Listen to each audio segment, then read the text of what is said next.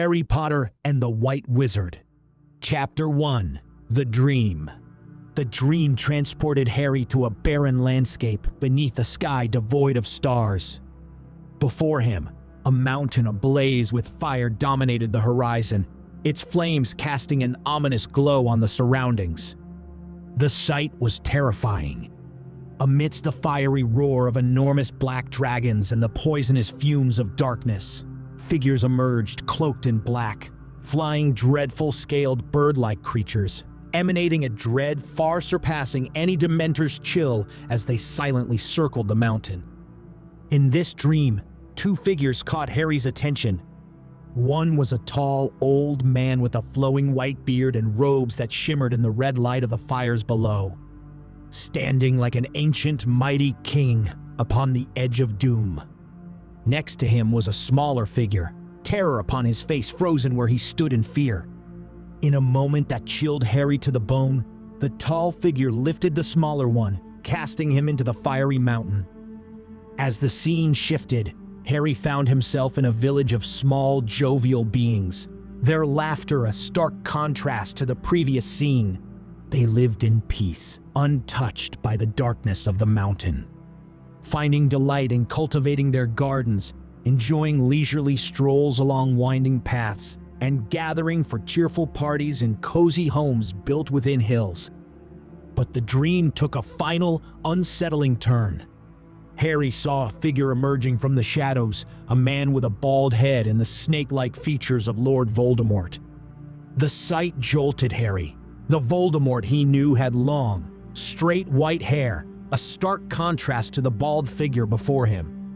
The strangeness was deeply disconcerting, leaving Harry with a sense of confusion. As the vision of the bald Voldemort loomed in his mind, Harry's dream abruptly ended. He was jolted awake by Ron shaking him violently. "Harry, wake up. We're going to be late for Slughorn's class," Ron shouted. Harry's eyes snapped open, his breath coming in short gasps. He was drenched in sweat, the remnants of the nightmare still clinging to him.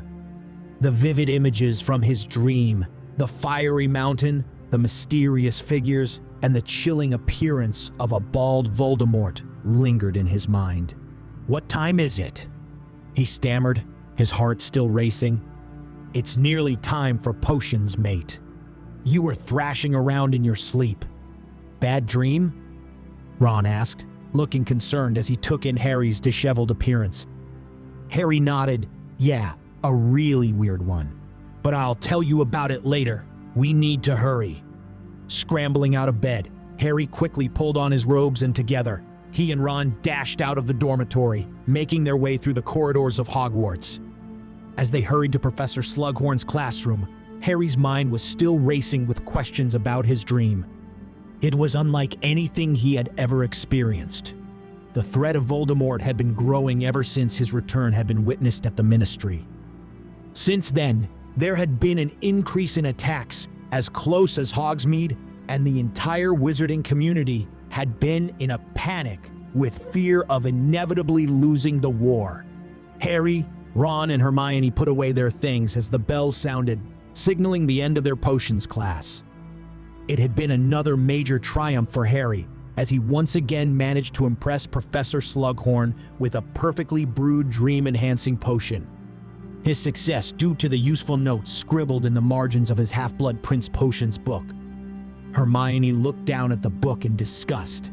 He knew full well she considered his advantage nothing short of cheating. He looked at the mysterious handwriting again that had led him through one tough potion after another, feeling thankful and curious about the unknown Half-Blood Prince. The Great Hall buzzed with the usual chatter and clatter of lunchtime as students filled their plates from the magically replenished dishes. Harry, Ron, and Hermione sat together, discussing Harry's peculiar dream and the significance it could hold. "I'm telling you, Hermione, it was like I was actually there. It felt real." "But what do you think it means?" "I don't know, but whatever it is, I doubt it's good. You have to tell Professor Dumbledore about it." "No, he's already got enough on his plate." As they finished their meal, a hush fell over the hall. All eyes turned to the staff table where Professor Dumbledore had stood up, his expression grave.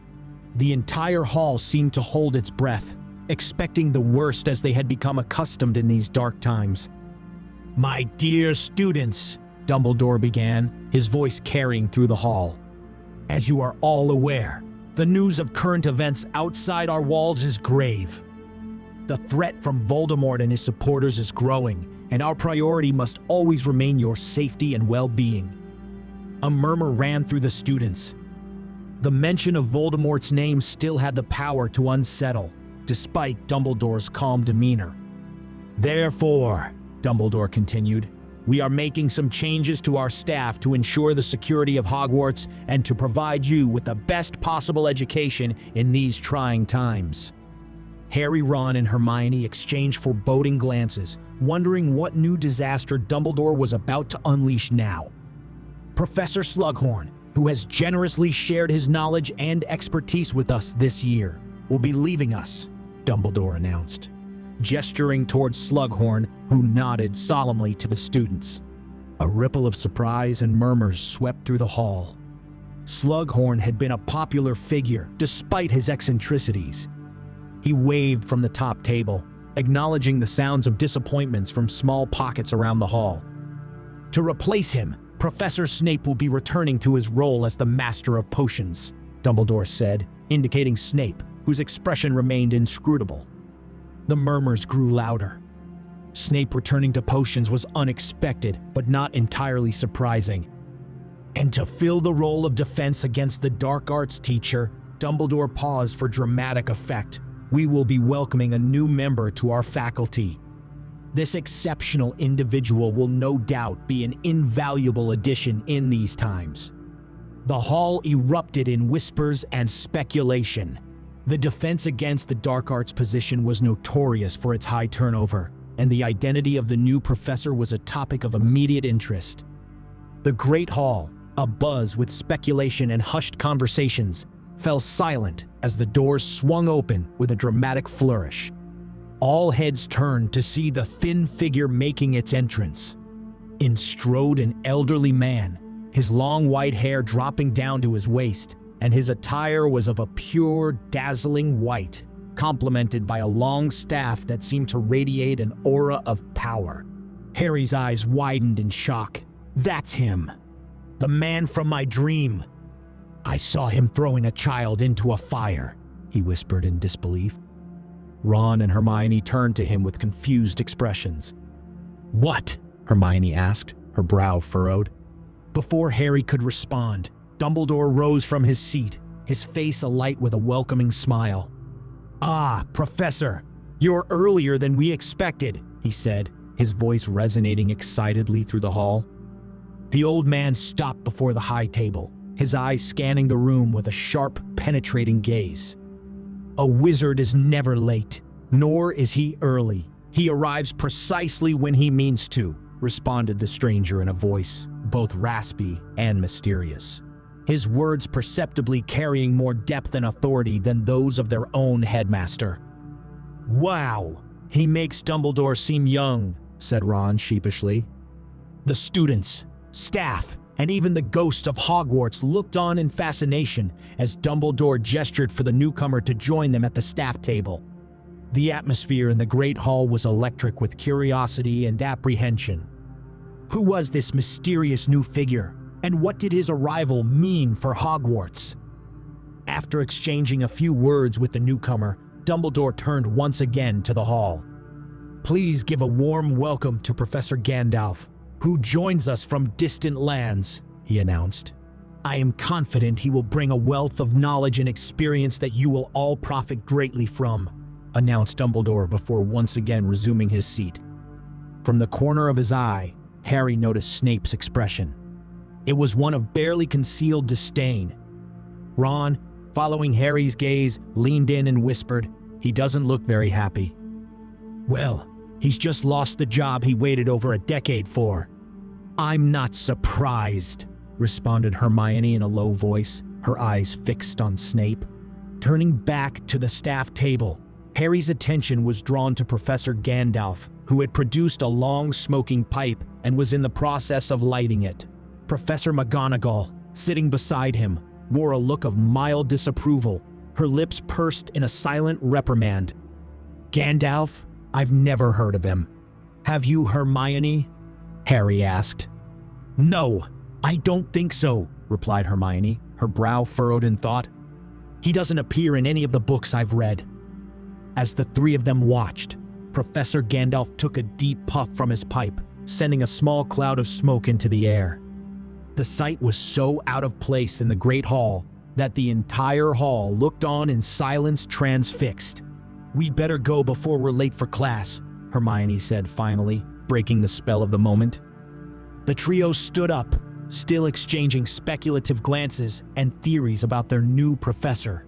As they made their way out of the Great Hall, Harry couldn't shake the feeling that Professor Gandalf's arrival was more significant than a simple staff change. "Don't forget you have your lesson with Dumbledore this evening, Harry," Hermione reminded.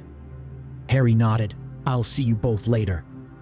Later that evening, as his lesson with Dumbledore drew to a close, both headmaster and students sat across from one another at opposing ends of his enormous desk, discussing the significance of the most recent memory Dumbledore had managed to procure. "Well, Harry, I think that's enough for today. It is enough to understand that Voldemort split his soul into multiple pieces and hid those pieces. We'll continue where we left off next time," smiled Dumbledore. "Off to bed now." But Harry couldn't resist asking the burning question on his mind. "Professor, I have a question." "Yes, Harry." "Who is Professor Gandalf?" Dumbledore paused, his fingers forming a triangle in front of him as he regarded Harry over the top of his glasses.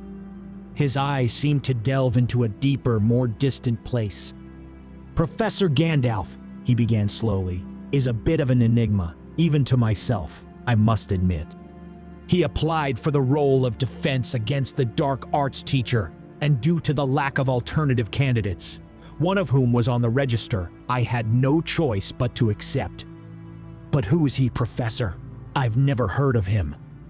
Dumbledore again paused before responding. "It is not my place to say, Harry. You have your first lesson with him tomorrow, I believe. Perhaps you can ask him yourself." Harry nodded. It was clear Dumbledore would say no more on the matter. "Is there anything else you'd like to talk about, Harry?" Harry hesitated for a moment, wondering whether he should tell Dumbledore about his dream, but decided against it. "No, Professor." "Off to bed, then. Tomorrow awaits." Harry Potter and the Elder Wizard, Chapter 2, Gandalf the White.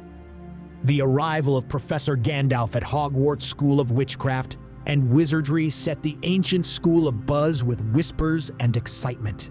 For Harry, Ron, and Hermione, the curiosity was almost unbearable, but they wouldn't have to wait long for answers. Their first class that morning was with Professor Gandalf, and 15 minutes later, they found themselves quietly filed into his classroom, where the mysterious old wizard sat at his desk holding a crystal ball in one hand, a calm, almost serene expression on his face beneath his incredibly bushy eyebrows. The room hushed as he stood up. "Greetings, young students of Hogwarts." Gandalf's voice vibrated through the room, causing the hairs on the back of their necks to stand up. His voice had an ancient depth to it, like a valley of time filled with all the ages of the world gone by and the echoes of battles fought. "I come to share with you the knowledge and wisdom I have gathered throughout my long life and journeys in Middle-earth and the Undying Lands." The students, including Harry, Ron, and Hermione, leaned forward, pulled in by his presence. Gandalf's mention of Middle-earth and Undying Lands sparked a wave of murmurs and exchanged glances. "Does he mean the Middle East?" Harry heard someone whisper behind him. "It is many years since I have been in such a gathering of young minds," Gandalf continued, his eyes sweeping across the room. "But perhaps you first wish to know who I am and where it is that I come from. So, I will tell you my tale. Well, part of it, for the full tale is known by none, and I have forgotten much over the years."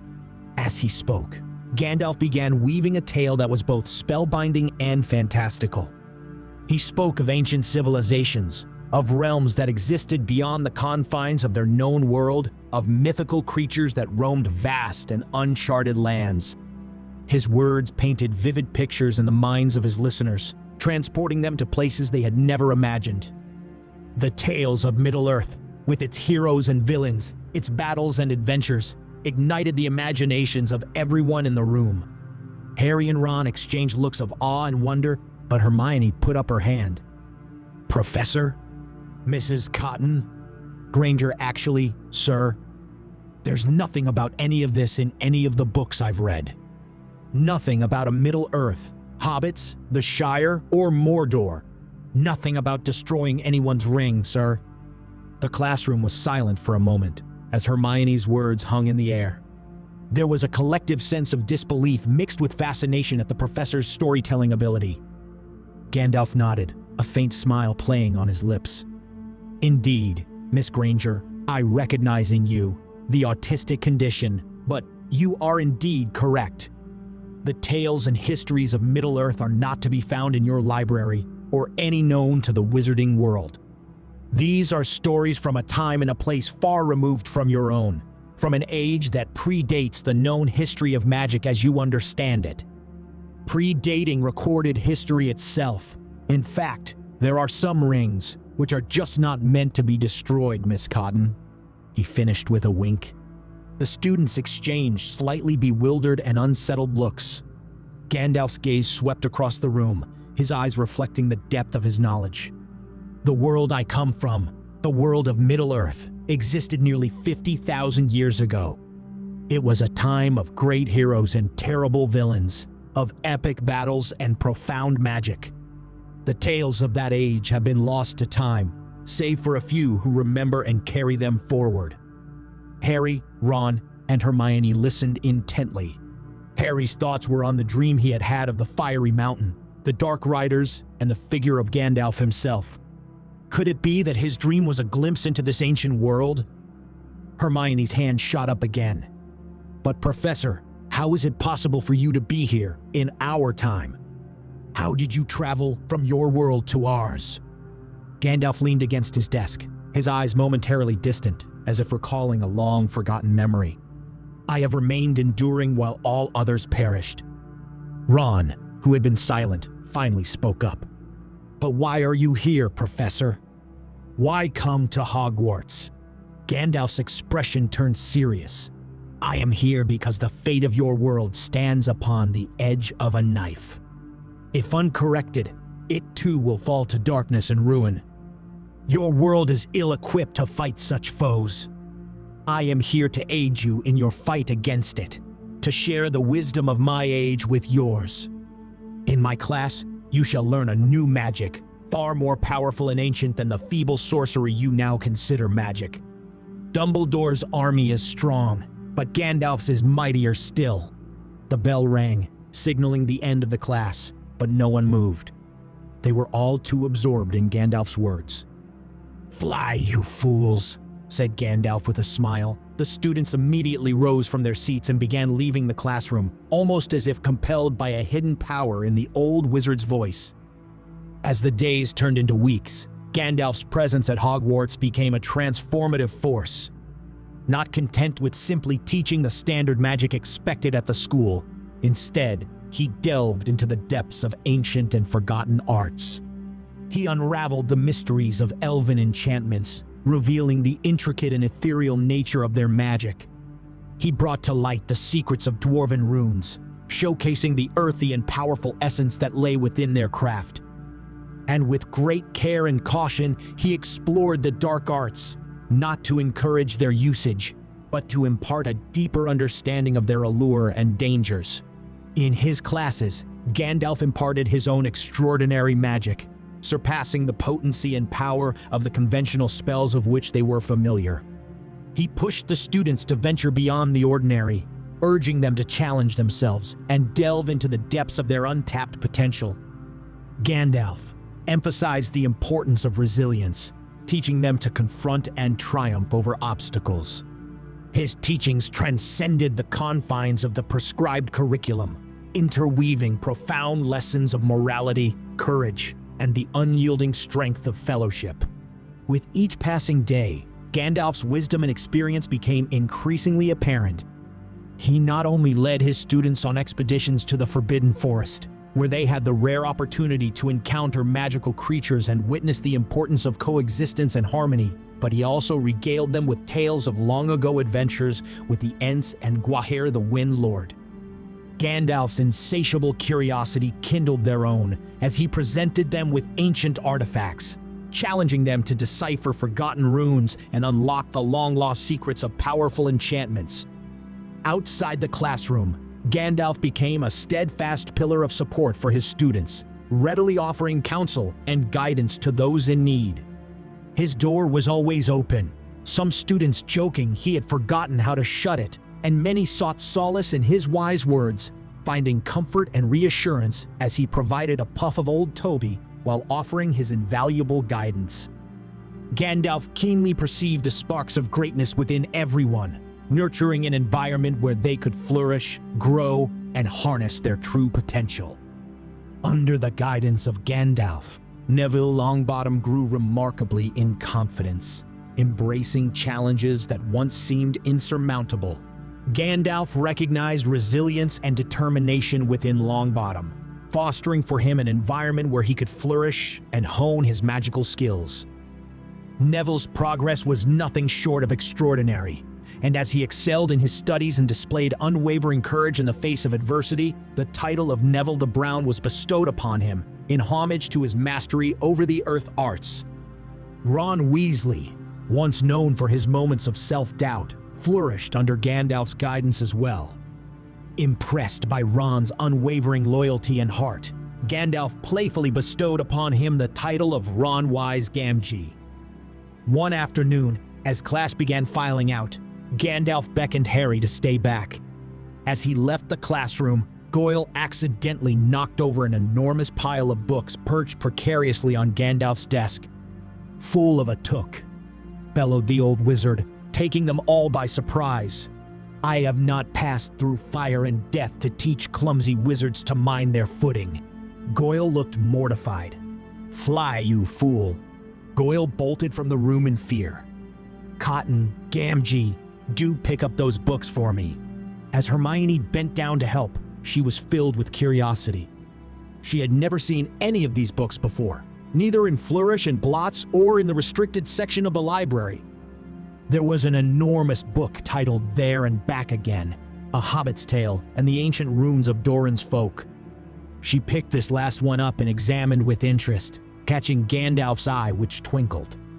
"Young witch," he said, a smile playing on his lips, "the mysteries of ancient runes are indeed fascinating. But be warned, deciphering them can be as perplexing as navigating the minds of Moria. Now be off and don't forget your homework." "Not you," said Gandalf, nodding at Harry, who approached the teacher's desk as Gandalf took a seat, indicating for Harry to pull up a chair. "Potter," he said, his voice gruff, "it is time you and I talked." "Yes, Professor." Suddenly, there was an almighty crack in the room, the noise of which reverberated against the heavy stone walls, causing Gandalf to fall off his chair in fright. In the middle of the room stood Dobby. After barking a sting of expletives, Gandalf returned to his chair, looking at the stunted creature with a mixture of pity and annoyance. Harry, still seated, watched the exchange with a mix of shock and amusement. The abrupt arrival of Dobby, coupled with Gandalf's reaction and the profanity-filled tirade directed towards Dobby about house elves, took him by complete surprise. "Dobby is sorry if he frightened Professor Sir." "Dobby, it's all right," said Harry quickly, trying to ease the tension. "Professor Gandalf, this is Dobby, a free house elf and a friend. He's been of great help to us in the past." Gandalf looked at Dobby, his expression softening. "Ah, a free elf, you say? I see now that much has changed. How your kind has diminished. Upon a time, you stood among the wise and mighty, but alas, your blood has mingled with that of the goblins." Dobby nodded, still looking a bit shaken. Dobby came to deliver a message to Harry Potter, sir. Professor Dumbledore requires Harry Potter immediately. Thank you, Dobby, Harry said, standing up. Professor, I'm sorry, but I must go. Gandalf nodded. Very well, Potter. We will have our talk another time. But heed my warning before you go. Your enemy Voldemort is not what he seems. There is more at play than you perceive. Go. As Harry hurried out of the classroom, his mind was a whirlwind of thoughts. Gandalf's knowledge of history and magic was unlike anything he had encountered before, but his thoughts were interrupted as he arrived at Dumbledore's office. The headmaster greeted him with his usual calm demeanor, but there appeared a sense of urgency in his eyes, gesturing him to his usual seat. Harry, I have called you because news has reached me, which requires our immediate attention. Voldemort and his forces are preparing an attack that could strike any moment upon this castle. We are running out of time. I am running out of time. We cannot wait any longer. I must tell you the tale of the Deathly Hallows before it is too late. The Deathly what? Asked Harry, taken aback by Dumbledore's unexpected grimness. The Deathly Hallows, Harry, are 3 highly powerful magical objects supposedly created by death itself. Legend has it that they consist of the Elder Wand, an unbeatable wand, the Resurrection Stone, which can summon the spirits of the dead, and the Invisibility Cloak, which renders the wearer invisible. Harry listened intently, his thoughts quickly flashing to the invisibility cloak he had inherited. The cloak! I have one, from my dad, he said slowly. Yes, Harry, your cloak is indeed the very one, Dumbledore confirmed with a nod. And I have the other 2, holding up his wand with his blackened hand, upon which was a cracked ring. Harry's eyes widened in astonishment as Dumbledore revealed the Elder Wand and the Resurrection Stone. The possibility that he was in the presence of all 3 Deathly Hallows was hard to believe. The Elder Wand, continued Dumbledore, holding up his wand. It is said to be the most powerful wand ever created, capable of feats of magic beyond any other. But it is also a wand that has brought much grief and bloodshed, for it has a bloody and tumultuous history.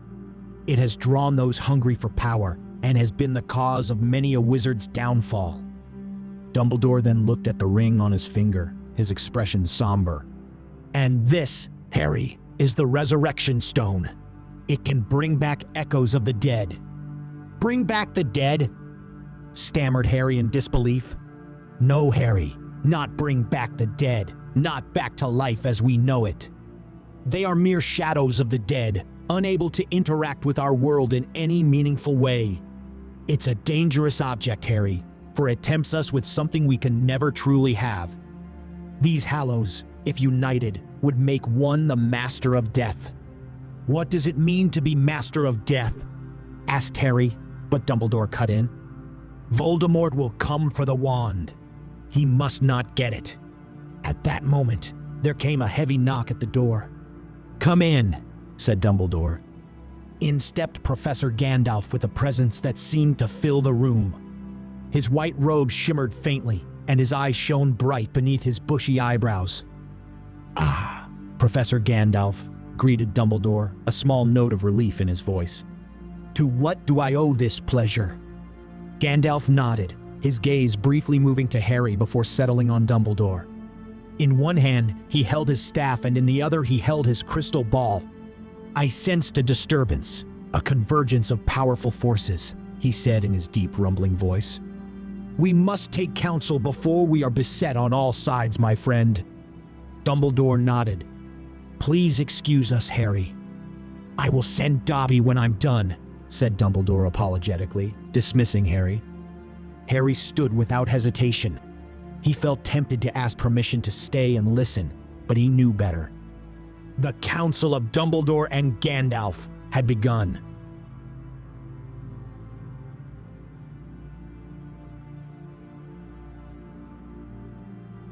Harry Potter and the White Wizard. Chapter 3, Dumbledore and Gandalf, a Council of the Wise. They sat in the secluded office of the headmaster of Hogwarts, 2 of the greatest wizards of all time. Dumbledore of the wizarding world and Gandalf, a sage from an age long past. The flickering candlelight cast dancing shadows across the room, creating an ambiance that was both comforting and eerie, a fitting backdrop for the weighty discussion that was about to unfold. Gandalf, his imposing figure cloaked in white, broke the silence that had settled between them. "Albus, enlighten me of your plight against the Dark Lord. How fares the battle?" Dumbledore, his face appearing more lined in the dim light, leaned back in his chair. "I will not hide our situation from you, Gandalf. It is indeed dire. Voldemort's power grows inexplicably, and our efforts to stem his tide seem more akin to delaying the inevitable." Gandalf acknowledged with a wave of his hand. "The threads of destiny are entwined in a complex web, Albus. I have seen your struggles with the Deathly Hallows and the Horcruxes, but there is more at play than even you have perceived, and I am sorry to say, it is a battle you cannot win, not alone." Dumbledore's eyes grew wide. "How do you know of these things?" He raised the crystal ball in his hand and placed it upon Dumbledore's desk. "Through the Palantir, I have seen much. It is one of the original seeing stones of which your crystal balls are but pale imitation. I have glimpsed your adversary's strategies. His position is formidable. You have seen the Dark Lord and his plans? I have, and I have seen how things were meant to be before time was meddled with." "What do you mean time was meddled with? Meddled by whom?" Gandalf leaned forward, his voice now a soft, confessional whisper. "I must reveal to you, my friend, the extent of my actions in my world. You see, I was in a desperate situation, striving to change the course of the War of the Ring which teetered on the brink of disaster," Gandalf recounted, his voice echoing the depth of his sorrow. "The enemy almost claimed the One Ring, and in a moment of desperation, I seized it and, in doing so, vanquished our foe. But it came at a great cost. The loss of many I held dear." Dumbledore's gaze was sympathetic. "As a fellow bearer of burdens, I understand. Such is the price of war, Gandalf. Oftentimes, our victories are drowned with sorrow." Gandalf sighed. "In my grief, I sought to undo the past, having wallowed in my grief for countless millennia. I turned the time turner back 50,000 years, hoping to bring back those I had lost and alter our dreadful outcome. Alas, my actions had unforeseen and dire consequences." Dumbledore, his expression unreadable, nodded cautiously. "The manipulation of time is a dangerous endeavor, fraught with unforeseen outcomes." Gandalf continued, his voice heavy with regret. "In my efforts, I could not alter the fate of my friends. But worse, much worse, I unleashed an ancient evil into your world that I did not intend. A foe that should have remained buried in the bowels of history." Dumbledore's eyes widened slightly, a sense of realization dawning on him. "You speak of a force other than Voldemort?" "Yes," Gandalf confirmed gravely.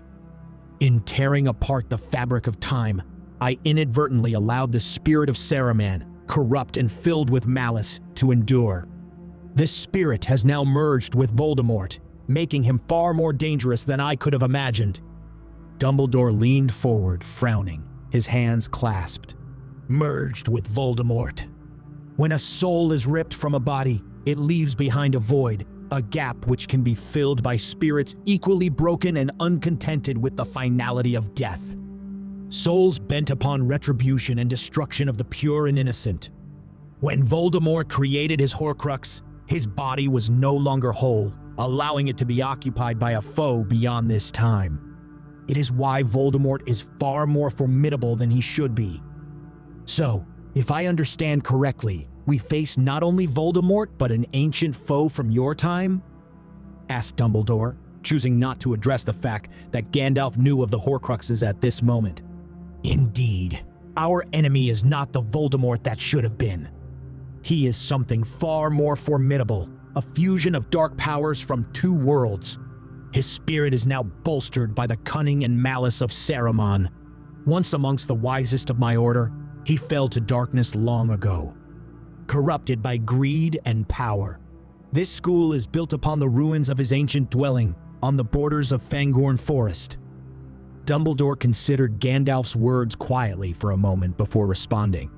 Then how do we defeat him if by destroying the fragments of his soul, his Horcrux, we allow more of this entity, Saruman, to invade his being and make him stronger? He asked. There is only one way.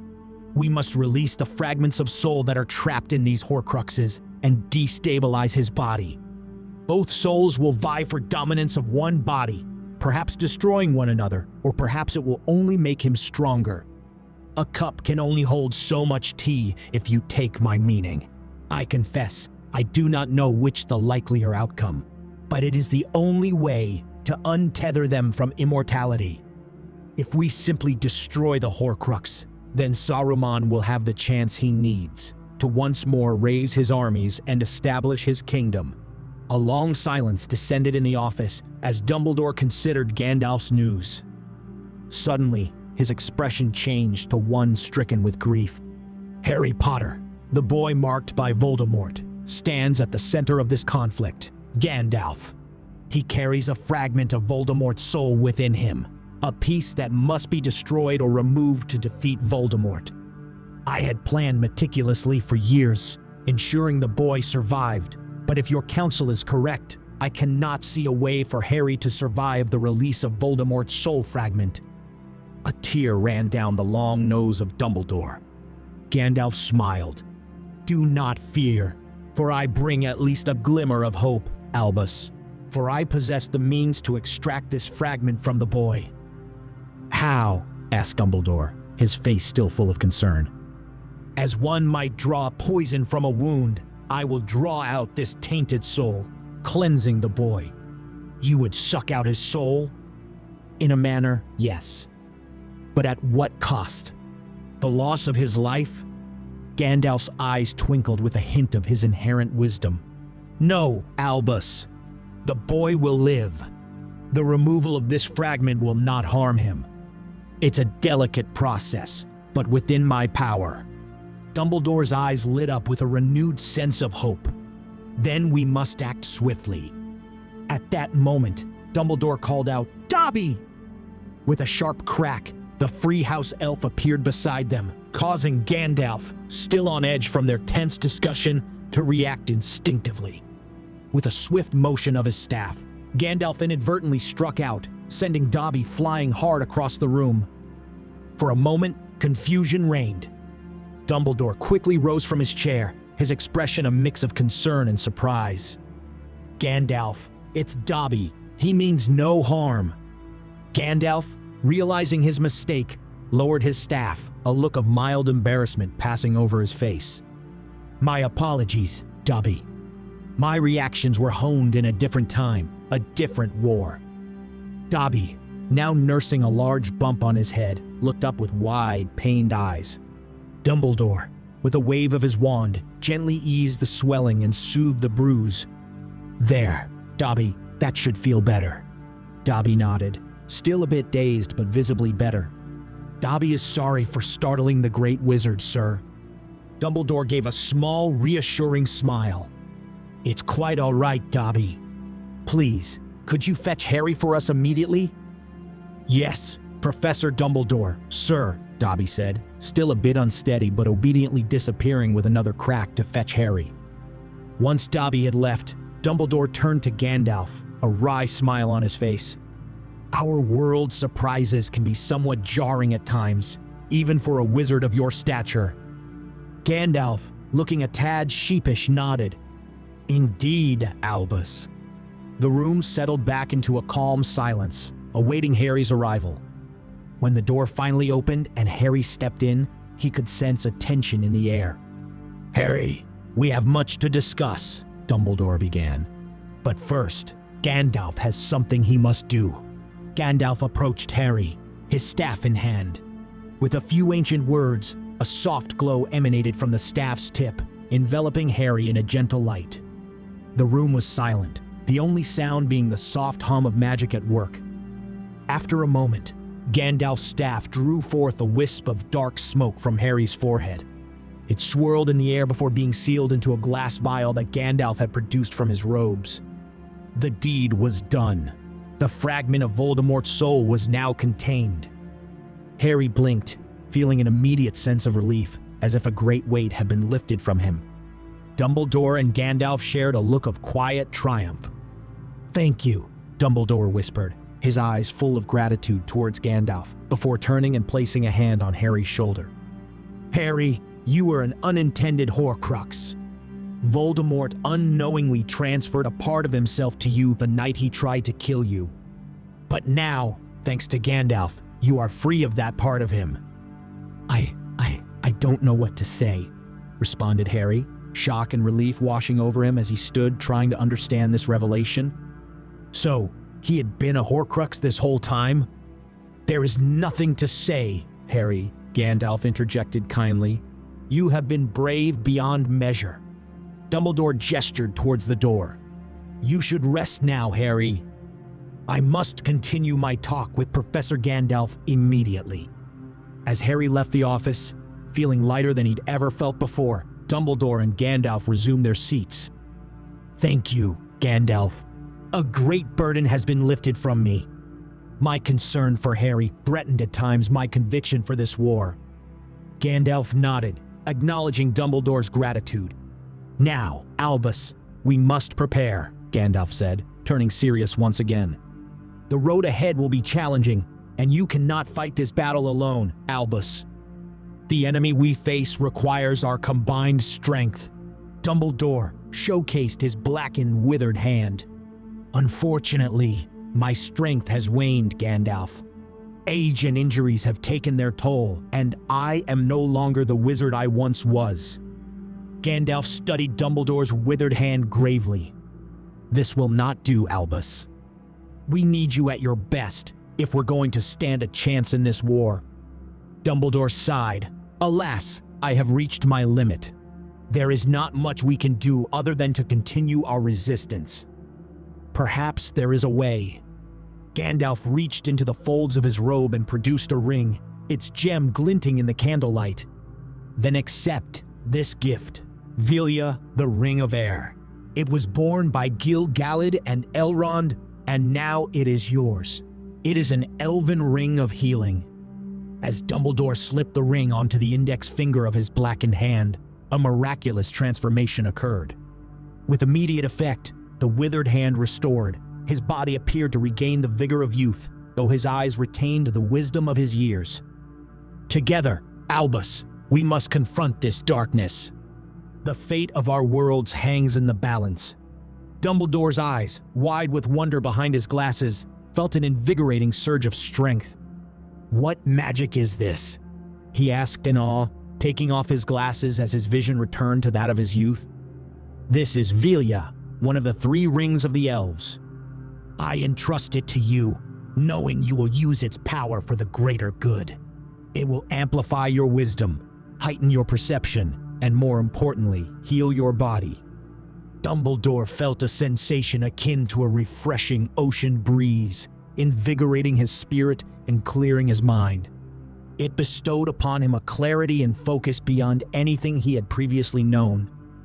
"This is extraordinary, Gandalf. I am profoundly grateful for such a formidable gift, my dear friend," expressed Dumbledore, his voice full of gratitude. He gazed at his reflection in the mirror beside his desk, marveling at the transformation. The image staring back was that of his younger self, a man with red hair, unburdened by age, his vision clear without the need for spectacles. Rising from his chair, Dumbledore extended his now restored hand, which Gandalf warmly grasped. "Together, we shall defeat this darkness, my friend."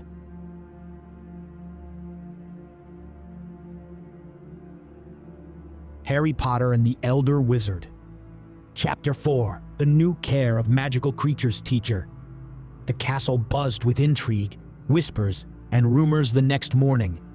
The news of Dumbledore's astonishing transformation had somehow spread like wildfire, and every eye was fixed on the staff table, awaiting his arrival. "I heard he looks like a teenager again," said Seamus, making everyone laugh. "Maybe he'll ask you out for Valentine's Day, Hermione," smirked Ron.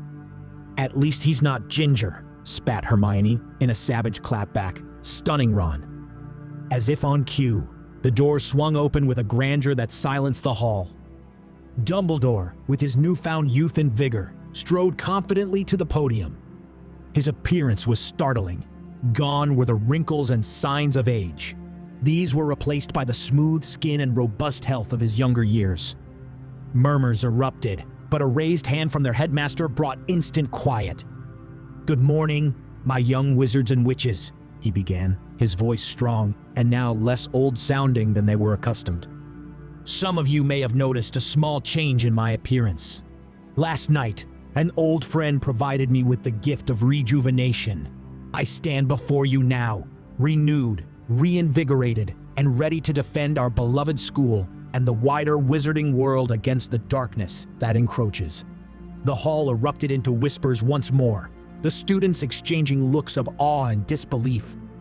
Change, however, is not limited to my person.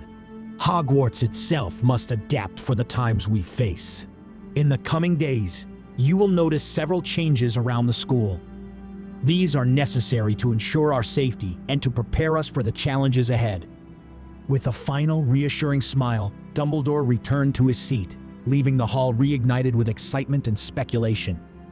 Later that morning, Harry, Ron, and Hermione made their way down to the grounds for their Care of Magical Creatures lesson, discussing the potential changes Dumbledore was talking about. As they approached the usual spot, they stopped short, unexpectedly seeing Professor Gandalf, tall and commanding, standing beside another figure they didn't recognize. An equally ancient-looking wizard with a slightly eccentric appearance, cloaked in earthy tones, and surrounded by a few curious creatures. "Gather round, everyone, and meet your new Care of Magical Creatures teacher," Gandalf greeted them warmly. "Dumbledore has asked me to introduce your new teacher. This is Professor Radagast the Brown, a fellow wizard from my world, skilled in the ways of wild beasts and changes of hue." "What happened to Professor Hagrid?" asked Harry, interrupting Gandalf. "Silence," barked Gandalf, leering at Harry for a moment before gesturing for their new teacher to take over. Radagast, with a kind and somewhat absent-minded smile, nodded at them. "Pleased to meet you, children. I look forward to sharing the wonders of magical creatures with you." The students exchanged bewildered looks. Another wizard from Gandalf's world? What other wonders and oddities were in store for them? And why was Hagrid being replaced? As the class proceeded, Radagast proved to be a knowledgeable and engaging teacher, introducing the students to creatures they had never before seen or heard of. His methods were unconventional but effective. He sat them down at the edge of the forest and told them of the wargs and goblins, of fell beasts, great eagles, and of Smog, the chiefest and greatest of calamities. After class, the trio spotted Hagrid approaching them, looking somewhat forlorn. "It's all temporary, just till the war's over," he explained in his gruff voice. "Dumbledore reckons with Voldemort gathering forces. We need all the help we can get. I'm back to being the groundskeeper for now, keeping an eye on the borders." Harry, sensing Hagrid's mixed feelings, clapped a hand on his massive shoulder. "We'll still need you, Hagrid." Hagrid offered a small smile, patting Harry's back with a hand so large and heavy, Harry coughed up some blood. His eyes widened in horror as he looked at the crimson in his hand.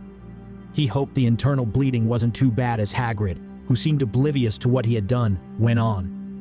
"Thanks, Harry. Just you wait. Hogwarts will be stronger than ever with all this help and Dumbledore being strong again, just you wait." As they walked back to the castle, the trio discussed the changes.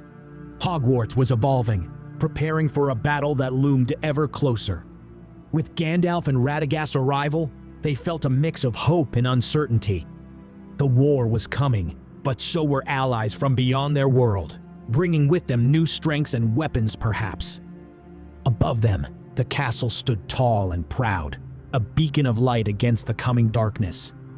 With Dumbledore's renewed vigor and the wisdom of wizards from another world, Hogwarts was more than a school. It was a fortress, a symbol of resistance, and a home to those who would stand against the night. The path ahead was fraught with danger, but together they would face it. With a small pop, Dobby appeared beside Harry. "Hi, Dobby," the trio greeted. "Master Harry, Professor Dumbledore needs you and Professor Gandalf immediately," he squeaked, his hands raised defensively as if expecting another accidental strike. Harry, concerned by Dobby's fearful demeanor, nodded and followed the house elf, weaving through the corridors filled with the soft echoes of hundreds of years of magical learning. As they approached Dumbledore's office, the low, angry rumble of voices from within halted them. "An unbreakable vow," shouted the unmistakable voice of Snape, but Harry noted it carried both fear and fury. "I promise to protect Draco until he succeeds in the task the Dark Lord has given him. And if he fails, I must do it myself. I cannot break this vow, Albus." Dobby cowered, but Harry was full of curiosity, motioning for him to be quiet as they listened. Gandalf's voice then thundered from inside the office in response, his tone as commanding as a storm. "Be silent. Keep your forked tongue behind your teeth. I have not passed through fire and death to bandy crooked words with a witless worm." There was a stunned silence. Then Dumbledore's calmer voice cut through the tension. "Severus, I understand the gravity of your situation. We must find a way to delay Draco's plans. We need time to devise a means to circumvent the consequences of breaking this unbreakable vow." Snape responded with a frustrated hiss. "Time. How much time do we have, Albus? Draco is determined, and the Dark Lord grows impatient. If I fail to fulfill my vow, it will kill me." Dumbledore's tone was grave yet calming. "I am aware of the risks, Severus. But we have no other choice at the present other than to accept the risk. If you wish to remove this risk and save your own life now, thereby guaranteeing our defeat of this war, then go ahead. Take my life. I will not stop you." There was a lengthy pause in the office before Dumbledore spoke again. Evidently, Snape had chosen not to save his own life. "Fate now begins to favor us. We now have new allies and wisdom on our side. Gandalf here has faced darkness that would wither the souls of most. We will find a solution, I promise you." Harry's mind raced. The situation was more dire than he had imagined. Snape, bound by an unbreakable vow to protect Draco and possibly kill Dumbledore? What on earth was going on? This was a tangled web of loyalties and complexities that seemed impossible for Harry's simple mind to unravel. He was about to knock on the door when it suddenly swung open, revealing Dumbledore, his eyes twinkling. Harry still hadn't gotten used to his new youthful appearance. His once ancient headmaster now looked like a slim man in his mid-30s. "Harry, please come in," he said. Harry stepped into the office and took his usual seat as indicated by Dumbledore. The room, usually filled with the sounds of various magical devices, was unusually quiet. "Thank you for coming so promptly," he said, then turned his gaze to Snape. "Severus, we will continue this discussion later." Snape's face was a storm of rage, but he nodded stiffly and turned to leave. As he passed Gandalf, the wizard's deep voice rumbled once more. "Remember, Severus, you are of the line of Grima Wormtongue. Choose your words and your path carefully." Snape paused, his back rigid, then without a word, swept out of the room. As the door closed, Dumbledore turned and focused on Harry. "Professor, what's an unbreakable vow?" asked Harry before he could stop himself. "I know you have many questions, and in time, I hope to answer them all. But for now, I must ask you to trust me when I say some matters are not your concern at this moment." Harry nodded slightly, embarrassed at his impulsiveness, at letting them know he'd been listening at the door, but reading the finality in Dumbledore's tone, he decided not to press the matter. Dumbledore's face softened slightly. "Thank you, Harry. Now, on to more pressing matters. We have located a Horcrux, one of the pieces of Voldemort's soul. Its acquiring is vital to weakening him and ultimately defeating him." Harry's heart raced. "What do you need me to do, sir?" "I would like you to accompany Professor Gandalf and I to retrieve it," responded Dumbledore. "Your connection to Voldemort might be crucial in locating it." "Yes, sir. When do we leave?" "Tonight," replied Dumbledore. "The Order, along with the teachers, will be on guard while we are away. You must be discreet and quick. Go back to your dormitory, collect your cloak, and return here immediately." "Okay, sir.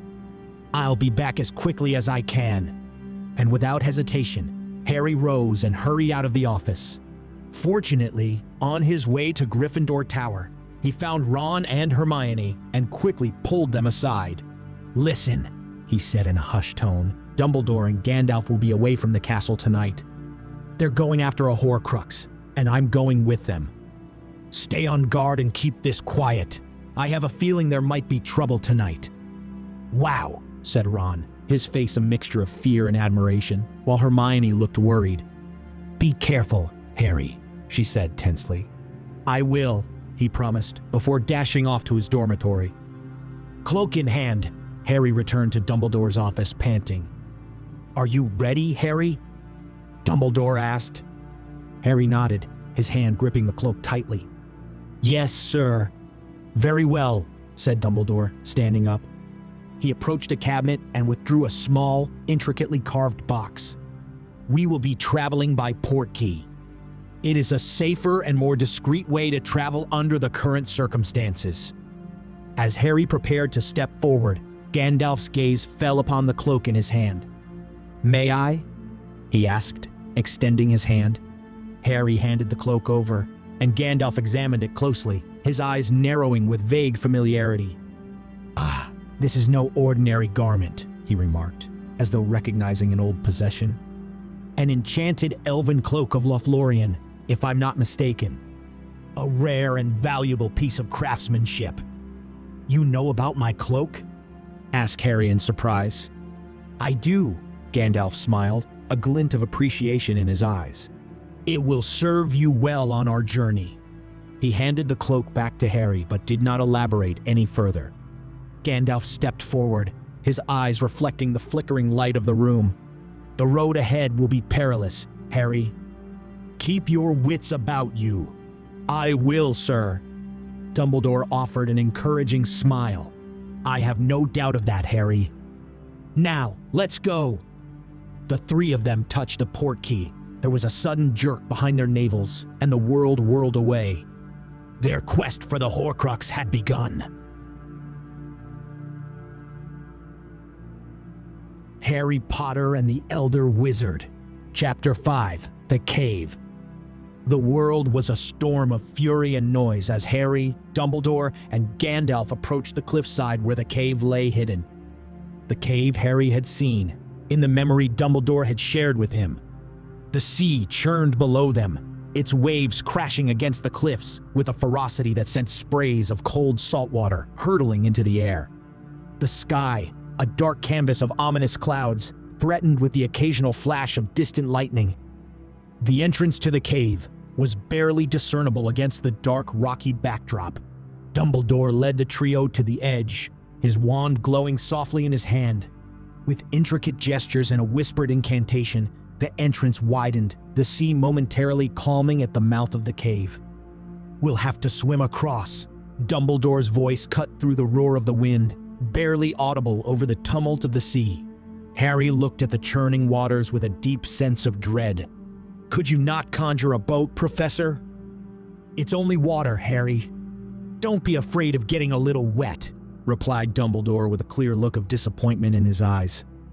Gandalf, beside him, muttered under his breath about the cold and the wet, his stoic demeanor giving way to obvious discomfort. With a deep breath, they plunged into the icy waters. The cold was an immediate assault, the waves tossing them around with the force of the storm. Harry struggled against the water, fighting for every stroke, following the dim lights of Dumbledore and Gandalf, who swam with powerful strokes toward the cave. The swim felt endless, but he pressed on, drawing on every reserve of strength he had in the wake of being shamed by his headmaster. When they finally reached the relative calm at the opening of the cave, they clambered onto a rocky outcrop, taking a moment to catch their breath. Their chests heaved and their hearts pounded from the exertion and fear. As they entered the cave, the air grew colder, the oppressive weight of the place pressing down upon them. They moved cautiously, aware of the magical protections that might lurk unseen around them. The path led deeper into the earth, the walls of the cave closing in around them until they reached a large antechamber. In the center, a small lake lay still and silent, an island barely visible in the middle. Dumbledore paused, his eyes scanning the smooth rock wall that blocked their way forward. "This is not a natural formation," he murmured. "There's magic here, dark and old." He raised his hand, revealing a small silver dagger, and prepared to cut his palm, in apparent sacrifice necessary to open the way. But Gandalf intervened, his hand closing firmly over Dumbledore's. "Wait, Albus. There is more than one way to overcome such barriers." He stepped forward, his staff raised. The ancient wizard spoke a word of command, a word that seemed to echo from the very depths of the earth. The rock wall shivered and then, with a sound like a sigh, it parted, revealing the dark waters of the lake beyond.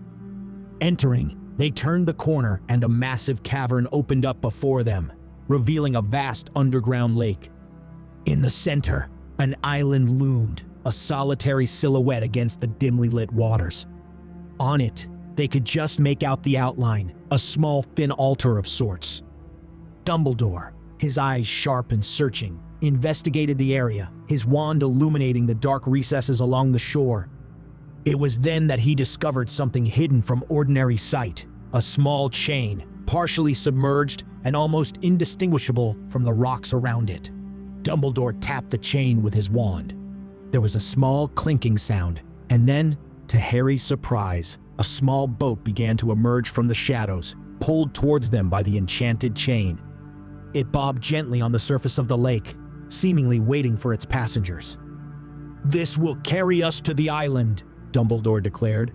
"Are you sure you don't want to swim, Professor?" asked Harry in mock innocence, but failing to entirely disguise the sarcasm in his voice. Dumbledore scowled but did not respond. They climbed into the small vessel which held steady under their weight. Dumbledore released the chain, and it began to move of its own accord, gliding silently over the dark waters toward the island. Harry sat tense and alert, his eyes fixed on their destination, the sense of foreboding growing with every passing moment. He could feel a malignant presence calling out to them from the darkness. The journey across the lake was eerie and silent. The only sound, the gentle lapping of water against the side of the boat. When they finally reached the shore, the sense of dread was almost overwhelming upon Harry. Dumbledore led them to the center, where the basin sat on an ancient pedestal. It was filled with a potion that shimmered with an unnatural light, beneath which they saw the locket sitting. "There's no way of getting to the locket without first drinking the potion," Dumbledore declared after a couple minutes, the investigating bowl. Harry watched, a horrible knot forming in his stomach, as the headmaster conjured a cup and began to drink the cursed liquid. Each gulp seemed to take a toll on him, his body shaking, his breaths becoming labored. Panicking, Harry looked to Gandalf for help to ease his headmaster's suffering. "Fear not. The ring will protect him from the worst of it," comforted Gandalf, in response to Harry's silent pleas for help. As Dumbledore continued to consume the potion, his features contorted in pain, a grimace etched deep into his face. Harry's heart raced with fear, his hands clenching into fists at his side, feeling every shudder and wince as if they were his own. Gandalf stood beside them, a stoic guardian, his eyes ever watchful for the danger they all sensed was coming. Then, as Dumbledore's sips became more labored and the basin finally emptied, a weak plea escaped his lips. "Water!" he gasped, his voice barely a whisper. Harry, frantic with worry, glanced around the cavern. The only source of water was the lake surrounding them, dark and still. Without a second thought, Harry rushed to the water's edge, his hands cupping together to bring some of the lake water to Dumbledore. But as his fingers touched the surface, the calm water stirred and shapes began to emerge from the depths. Gaunt, ghostly figures, Their eyes void of life rose up from the lake. The Inferi, guardians of the Horcrux, had been disturbed by his attempt to take the water. The Inferi came, rising from the dark waters like nightmares brought to life. Gandalf sprang into action, Glamdring shining brightly in that dark cave. He fought with a fury that was both terrifying and age-defying, cutting through the Inferi with each swing of his sword. Harry joined the fight, casting spells and pushing back the undead with every ounce of strength he had. When it was over and the Inferi were vanquished, they rushed to Dumbledore's side. He was weak, barely conscious, but his rejuvenated body held up better than it would have had he still been an old man. Gandalf pulled a small flask from his robe and put it to Dumbledore's mouth. "Drink," he commanded. "This is Miruvor, the cordial of Imladris." And as he drank, the color slowly returned to his pale face. Dumbledore, though still visibly weak, seemed to regain most of his strength. The effects of the elven cordial Gandalf had administered, combined with the protection offered by the ring Velia and his recently reinvigorated youth, worked to heal him remarkably well.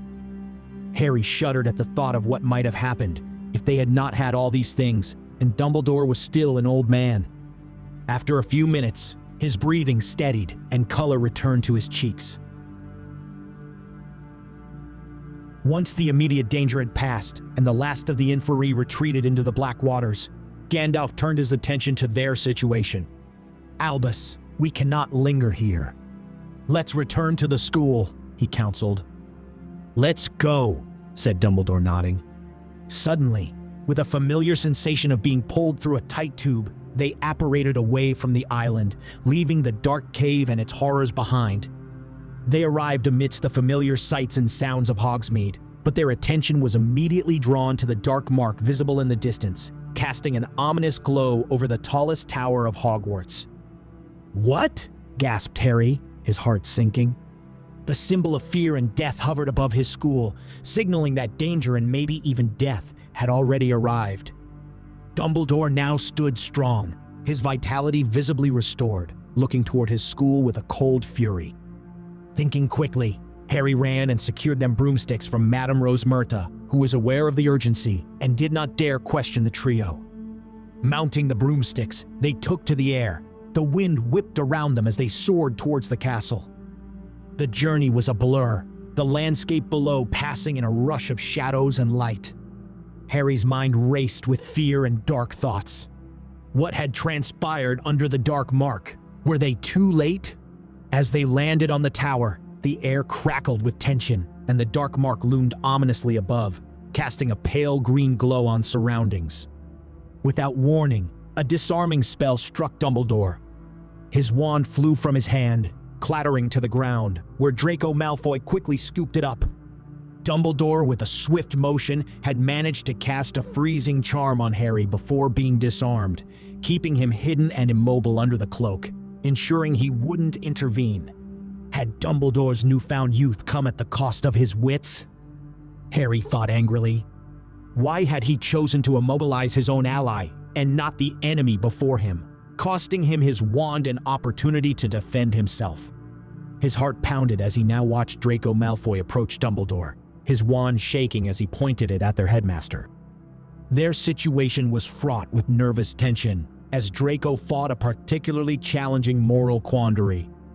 The Death Eaters approached, their dark forms emerging from the shadows, and began pressing Draco to act, with venomous whispers spurring him on.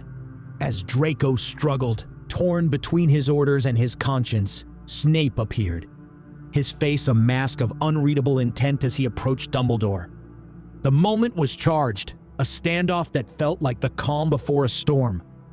Then, without warning, a deep bellow echoed through the tower.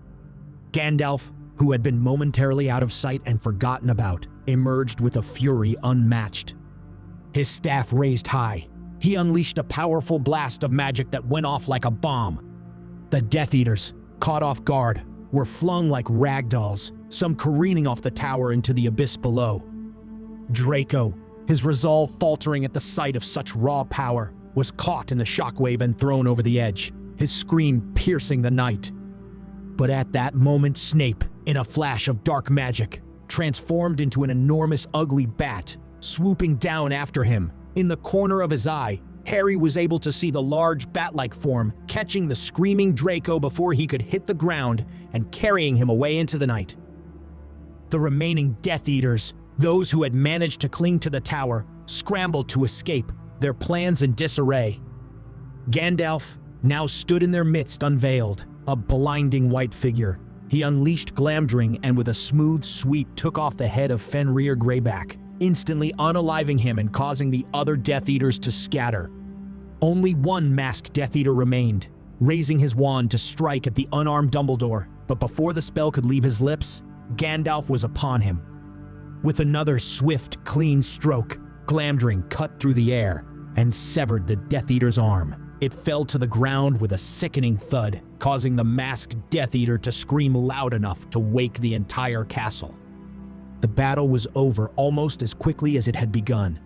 Several Death Eaters lay dead at his feet, only a handful managing to escape his fury. The Death Eaters, those who had survived, retreated into the night, their numbers diminished. The tower, once a place of quiet study of the heavens, had become a battleground, the scene of a fierce clash between light and dark. In the aftermath, Dumbledore, Harry, and Gandalf regrouped, their breathing heavy from the confrontation. Harry, no longer frozen, felt an enormous wave of relief. None of the Order or his friends had been hurt in the attack, and they had faced Death Eaters, retrieved a Horcrux, and survived. The war against Voldemort was far from over, but today was a great victory. Back in Dumbledore's office, the first light of dawn had broken through the windows, casting a soft glow on the trio.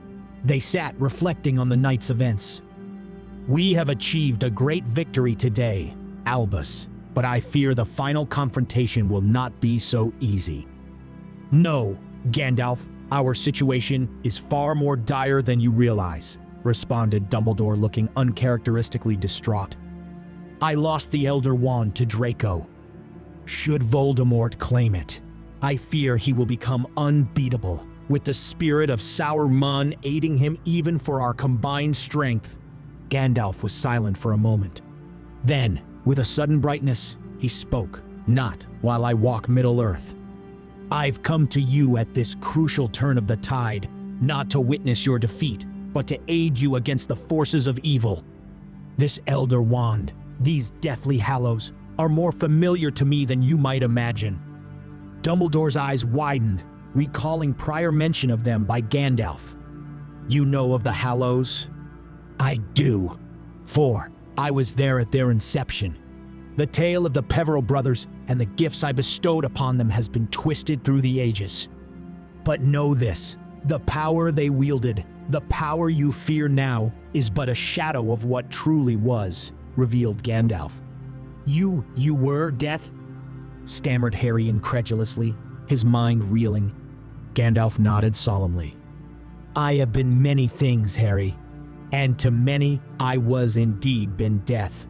But the time of the Peverells was different. They showed courage and wisdom, and in return, I granted them rewards to aid their quest for a better world." He raised his staff. The ancient woods seemed to pulse with a deep inner light. "The Elder Wand was made from this very staff, which I hold." Gandalf held it aloft for them to see. "It possesses but a small portion of the staff's power. As for my strength, you have but seen glimpse of it. You created the Deathly Hallows," continued Dumbledore, scrutinizing both Gandalf and his staff, as if seeing them properly for the first time. "Yes, even your cloak, Harry. It is a cloak of Lothlorien, made by the Lady of the Woods, enchanted and imbued with the power of the One Ring." "And the Resurrection Stone?" asked Dumbledore. "Alas, I created the ring in my longing to speak to those I lost in the Fellowship. I have had long years to study ring lore and was eventually able to craft it. I spoke to my friends, who forgave me for failing them. When I met the second brother, I saw in his eyes the loss I once felt, so I gave him the Resurrection Stone. Unfortunately, he turned out to be an imbecile and promptly took his own life." Then perhaps all is not lost, responded Dumbledore, a new spark of hope flickering in his eyes.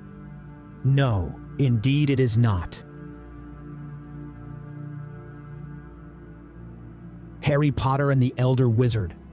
Chapter 6. The Dream-Enhancing Potion. The dawn's early light crept through the windows of Hogwarts. The night's battle atop the astronomy tower had left its mark upon the inhabitants of the castle, reminding all of the inescapable war that loomed over them. In the aftermath, Dumbledore found himself in the quiet solitude of his office, the weight of their situation pressing heavily upon his shoulders. Yet, amidst the shadows of doubt, a flicker of hope had been rekindled. Sitting across from Professor McGonagall, Dumbledore shared his reflections on the battle and the revelations it had brought. "Minerva," he began, his voice filled with reverence and humility. "I have witnessed many wonders in my lifetime, but the power and savagery that Professor Gandalf brought down upon our foes is beyond anything I have ever seen." McGonagall, ever the stoic presence, listened with pursed lips.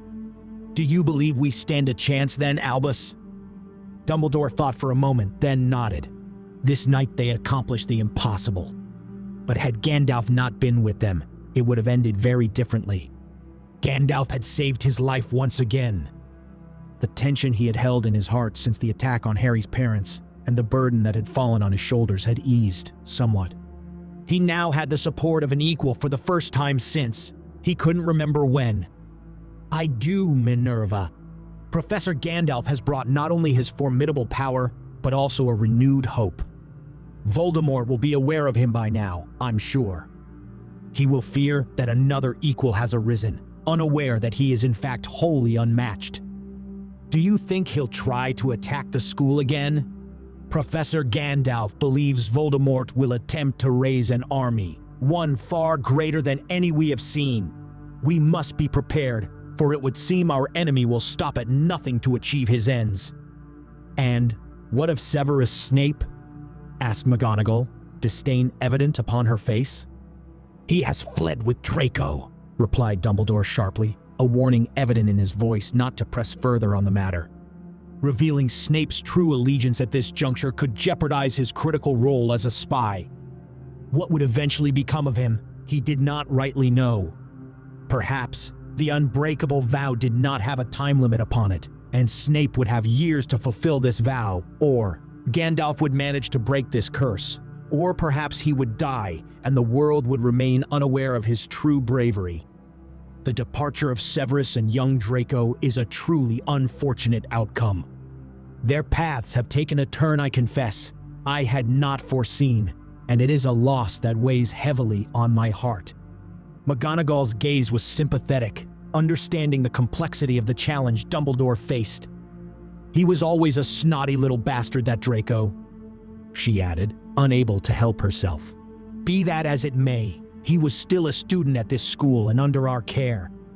The conversation then shifted as Dumbledore outlined the challenge that lay ahead of them. "We must turn our attention to the defense of Hogwarts, for an attack is undoubtedly coming, Minerva. There is no safer place than Hogwarts, and it must remain so."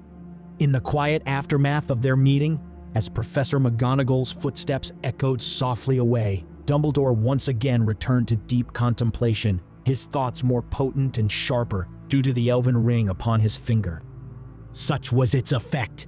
He no longer required the use of his pensive. Positioned by the window, his gaze lingered over the vast expanse of Hogwarts grounds. The landscape had completely changed in the short time since Gandalf had joined them. He had thought the destruction of the Horcruxes was the key to dismantling Voldemort's immortality and rendering him vulnerable. The progress they had made was significant. Yet, according to Gandalf, to destroy the Horcrux would only serve to strengthen Saruman's grasp over Voldemort and possession of his body. Instead, he had counseled that they must collect the Horcrux and release the fragments of soul within them at the right moment, destabilizing Voldemort's body and allowing them a crucial opening to destroy it. It was true. Voldemort now likely had the Elder Wand and may have unlocked its full power if taken from Draco by force. But according to Gandalf, The wand bore only a fraction of the power held by his staff, from which it had originally come. How would he, Albus Dumbledore, fare against a Voldemort now armed with the Elder Wand and enhanced by the malevolent spirit of an evil wizard? Dumbledore turned away from the window. The battle for the soul of their world was indeed upon them. Back in the Gryffindor Tower, Harry, Ron, and Hermione had spent what was left of the night dissecting the evening's events. The sun had long risen, and the trio found themselves exhausted, having delved deep in analyzing and recounting every detail until the early morning light signaled the day had begun anew. Now overwhelmed by fatigue, they retreated to their beds, their minds and bodies in desperate need of rest. Harry was left in a state of wonder and apprehension, having borne witness to the formidable and unnerving might of Professor Gandalf. He fell asleep within moments of his head hitting the pillow. However, rest brought no peace, as Harry was thrust back into his recurring nightmare. In his dream, again he saw Professor Gandalf, not as the ally he had known, but as a figure of darkness, wielding immense power, throwing the same small figure into the fiery abyss of a mountain, an act shadowed by the sinister gleam of a golden ring upon his finger. This night, however, the dream took an unexpected and far more terrifying turn. Gandalf, now cloaked in black robes, stood before legions of goblin-like creatures, commanding the fall of cities and the cold-blooded execution of prisoners. He directed Dementor-like entities, shrouded in black cloaks, to execute a defiant trio, a man, a dwarf, and an elf who stood valiantly against him, the last of their defeated resistance. The vision then shifted dramatically to reveal Gandalf seated upon a malevolent throne within a colossal black tower, a structure dwarfing any mountain, as he surveyed the agony below with a menacing smile. Harry woke with a start, his body slick with sweat, fear coursing through him. Glancing toward Ron's bed, he found the useless Ginger deep asleep, blissfully unaware of the turmoil that had seized his best friend. The clarity and ominous nature of his dream seemed too real to dismiss as mere figments of imagination. It resonated and repeated with a vividness that suggested a message, or warning perhaps. The enigmatic figure of their new professor, Gandalf, loomed large in Harry's mind. Despite Gandalf's facade of wisdom and benevolence, his true nature remained shrouded in mystery. Could it be that beneath the surface of apparent goodwill lay a more sinister intent? The possibility Gandalf could be an enemy in disguise, patiently orchestrating a grand scheme of deception and power-grabbing, chilled Harry to the bone, even under the warm covers of his bed. After all, it wouldn't have been the first time something like this had happened. Mad-Eye Moody had turned out to be an enemy in plain sight. Harry needed to find out the truth about Professor Gandalf's past. The stakes were far too high. The possibility that he and Dumbledore were on the verge of walking into a meticulously laid trap was a risk too great to ignore. There was a pressing need to act urgently, to pierce through the veil of mystery that surrounded Gandalf. At that moment, an idea sparked within him, a potential avenue to seek the answers that eluded them. He recalled the dream-enhancing potion he had perfectly brewed earlier in the school year during Slughorn's class. Now lying forgotten amidst the clutter at the bottom of his trunk, the potion presented a potential solution. Just as one could interact with figures within a magical painting, this potion would allow Harry to navigate his dreams with lucid intent, to probe deeper into the visions that haunted him for clues and information. Thankfully, classes were canceled for the remainder of the week, giving Harry time to fill Ron and Hermione in on the plan. Tonight, he would take the potion before bed and see what he could uncover. Tastes like shit, spluttered Harry, scrunching his eyes as he forced down the shit-flavored potion. Its effect was almost immediate, giving him just enough time to lie down under the observant gaze of Ron and Hermione. As he drifted into the deepest slumber, the potion began working its magic, not only deepening his immersion into the dream, but also expanding his comprehension of the world within which he stepped. The moment his consciousness touched the dreamscape, it was as if a veil had been lifted from his mind, granting him an innate knowledge of names, places, and the intricate lore that comprised the fabric of this alternate reality. The dream now became a profound odyssey of enlightenment, engaging all 5 of his senses. To his nose came new foreign aromas and fascinating smells. His ears now heard with an incredible depth sounds and noises he'd never before experienced in his dreams. If my dreams were always this vivid, I'd never want to wake up, he thought as he strolled around the gardens of Bag End, smelling the sweet aroma of freshly mown grass. Watching as 2 particularly foul-looking hobbits walked by him, the elderly female gifting him a dirty look as she deliberately bumped into him on the way past. "Dickhead!" shouted Harry, intuition telling him this grumpy hobbit was none other than Lobelia Sackville Baggins. Then suddenly, Harry found himself once more catapulted onto the slopes of Mount Doom. The thick stench of sulfur invaded his nostrils, almost making him retch. But he noticed this time something was different. His awareness of the environment and its inhabitants had been heightened 100-fold. Harry now recognized the significance of the One Ring in the scenes unfolding around him. He understood its power to corrupt and its central role in the fate of Middle-earth. Gandalf, Frodo, the Lords of Middle-earth, and even the Dark Lord Sauron were no longer mere characters in his dreams. They were now entities with deep histories, desires, and destinies that Harry felt intimately acquainted with. This Sauron character really is a scumbag, thought Harry as he watched Gandalf interact with Frodo at the precipice of Mount Doom in that last contest of power against the Dark Lord with a deepening sense of dread. He understood Gandalf's reason in that final moment, the decision he had taken to take the ring from Frodo and put it on. It was the only way he would stand a chance of pushing back the great enemy.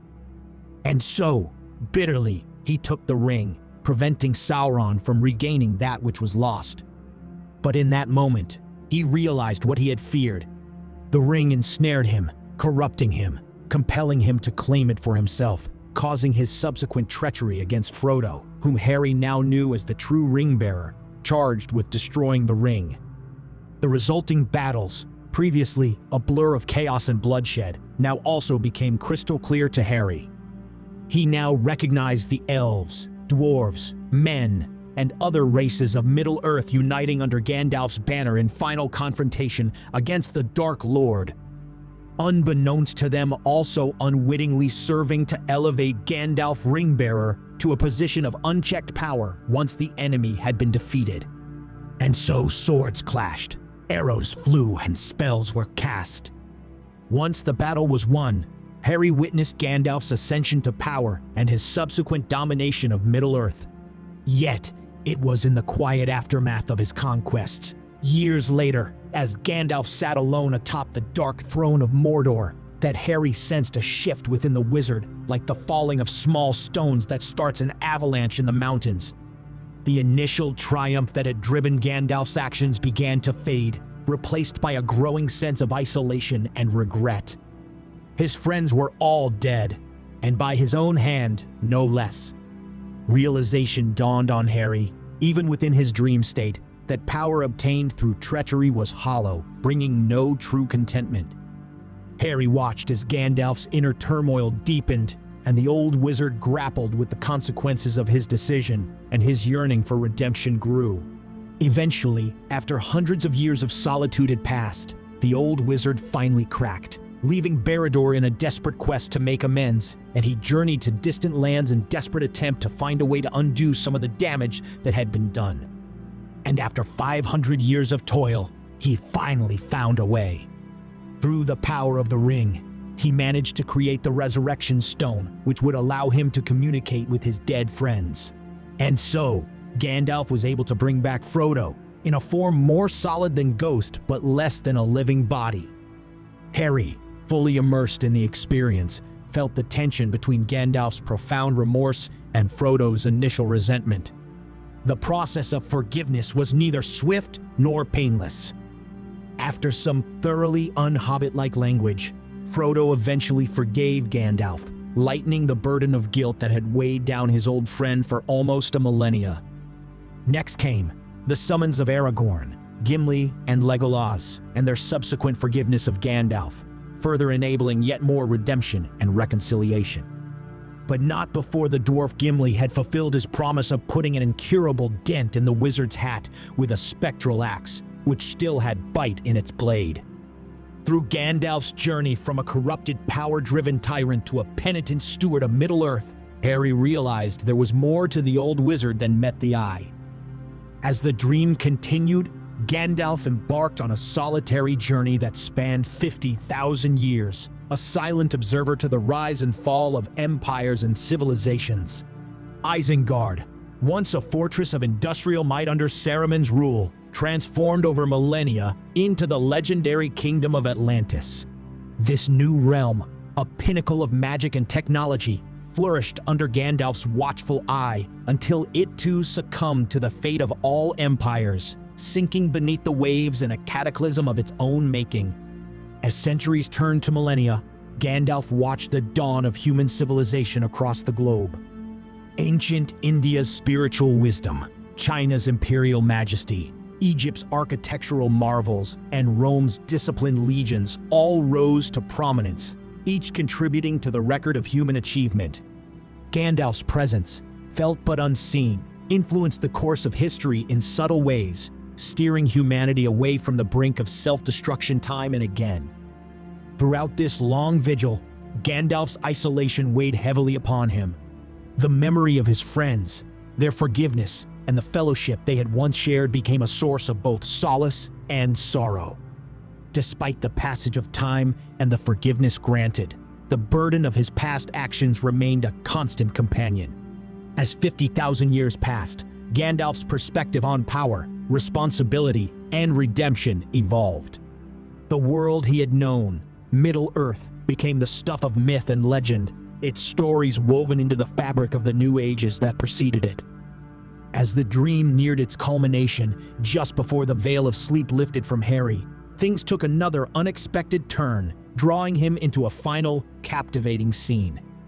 Gandalf, wearing the One Ring, stood invisible to all others within the shadowy confines of the Department of Mysteries and the Ministry of Magic, watching as the Death Eaters attacked Harry and his friends.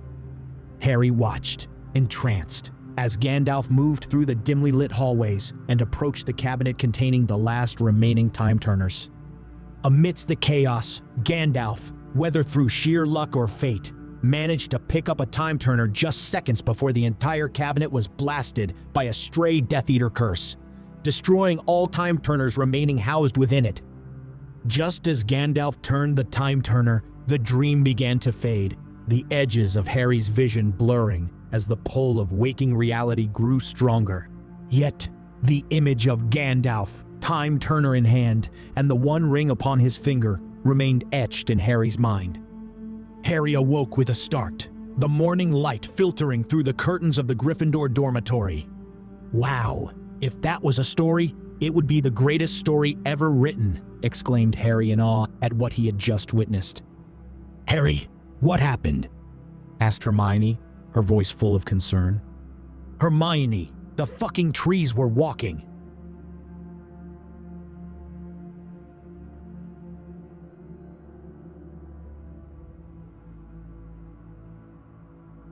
Chapter 7, Shadows of the Past. As the morning sun continued its climb into the sky, casting long, early shadows across the grounds of Hogwarts, Harry lay restless in his bed in the Gryffindor dormitory. The events of his dream, so vivid and alarming, replayed through his mind like a sinister premonition. The image of Gandalf, not as the wise and benevolent figure he had known, but as a dark, menacing force, unsettled him deeply. What do you mean the trees were walking? Asked Hermione sharply, snapping him out of his thoughts. I mean, whatever world Professor Gandalf has come from, it's nothing like ours. There were elves, and I don't mean like Dobby. I mean real elves with swords and bows and their own kingdoms. There were dwarves living in cities beneath mountains with mountains of gold and massive forges. Hermione, it was amazing. I would give up my firebolt to visit, responded Harry, feeling disappointed in the unimaginative wizarding world in which they dwelt, in comparison to the world of Middle-earth he had just seen. "What? Dobby's ancestors had their own kingdoms?" asked the feeble-minded Ron, recollecting the pathetic existence of the house elf and struggling to imagine Dobby-like creatures with their own castles and palaces. "How long was I asleep?" asked Harry, ignoring Ron. "It's still morning. You were only out for a few minutes," responded Hermione. "But it felt like my dream lasted days. That doesn't make any sense." "Well, the potion is designed to enhance your dream, not your sleep, so I expect you don't need to be asleep long for it to do its job," answered Hermione in her typical knowledgeable fashion. "Your face was twitching and spasming the whole time. We thought you were having a stroke, mate," said Ron. Sitting up, Harry rubbed his eyes, the weight of an enormous moral quandary pressing down upon him. Could Professor Gandalf, the same person who had fought alongside them, who had brought hope, who had healed Dumbledore, really harbor such dark intentions? The discrepancy between the Gandalf he knew and the one in his dream was jarring. "What did you see, Harry?" asked Hermione. Harry hesitated before responding. "Professor Gandalf. I saw him in a way that I can't really explain. He wasn't the person we know. He was something else, something dark, maybe evil. Definitely evil, actually." Harry then spent the next hour filling Ron and Hermione in on key details of what he'd seen in his dream, the chronology of Gandalf's actions, and the little golden ring. Ron frowned, scratching his head. "So he killed his friend to steal his golden ring?" "It was more complicated than that. The ring he took from that child, his friend, was no normal ring. It held great powers, enough to destroy everything. But from what I could see, he took it to save the world from another Dark Lord, but it affected him and pulled him to the dark side, corrupting him. I don't know, Harry. He's been nothing but helpful since he got here. Maybe it's just Voldemort trying to mess with your mind." "I'm not sure," Harry admitted. "It felt real, more than just a nightmare. I think I need to keep digging. Find out the truth." Hermione stood up, her brows knitted in thought. "Maybe you should. But how? There are no records which go back 10,000 years, never mind 50,000. But Harry had already considered his next steps. He pulled out the Marauder's map from under his pillow and whispered, "I solemnly swear that I am up to no good." The map flickered to life, revealing the intricate details of Hogwarts. He quickly scanned it for Gandalf, finding a dot labeled Professor Gandalf in his office. "I think it's best if I talk to him directly and ask him straight tonight. I'll use the last of my Felix Felicis, just to be safe," Harry said, pulling out the tiny bottle of liquid luck he had saved. "And your invisibility cloak," Hermione added, always practical. "It's best to be cautious." Ron looked uneasy. "You sure about this, mate? Confronting a wizard like Gandalf based on a dream could be dangerous." "Very perceptive of you, Ron," said Hermione sarcastically. Harry nodded, his decision firm. "It's the only way to know for sure. I can't ignore what I saw. I have to find out if he's really on our side or if he's planning to betray us." With a plan agreed, Harry decided to wait until nightfall to act. Class that week had been canceled after the Death Eater attack on the castle, so the school was relatively quiet during the day, with students choosing to spend time off, enjoying the sunny weather in the grounds. As dusk approached, Harry prepared himself. He retrieved his invisibility cloak from his trunk, the fabric sliding cool and silent through his fingers. He returned to his dorm briefly to down the lucky potion, feeling the immediate surge of confidence and luck wash over him.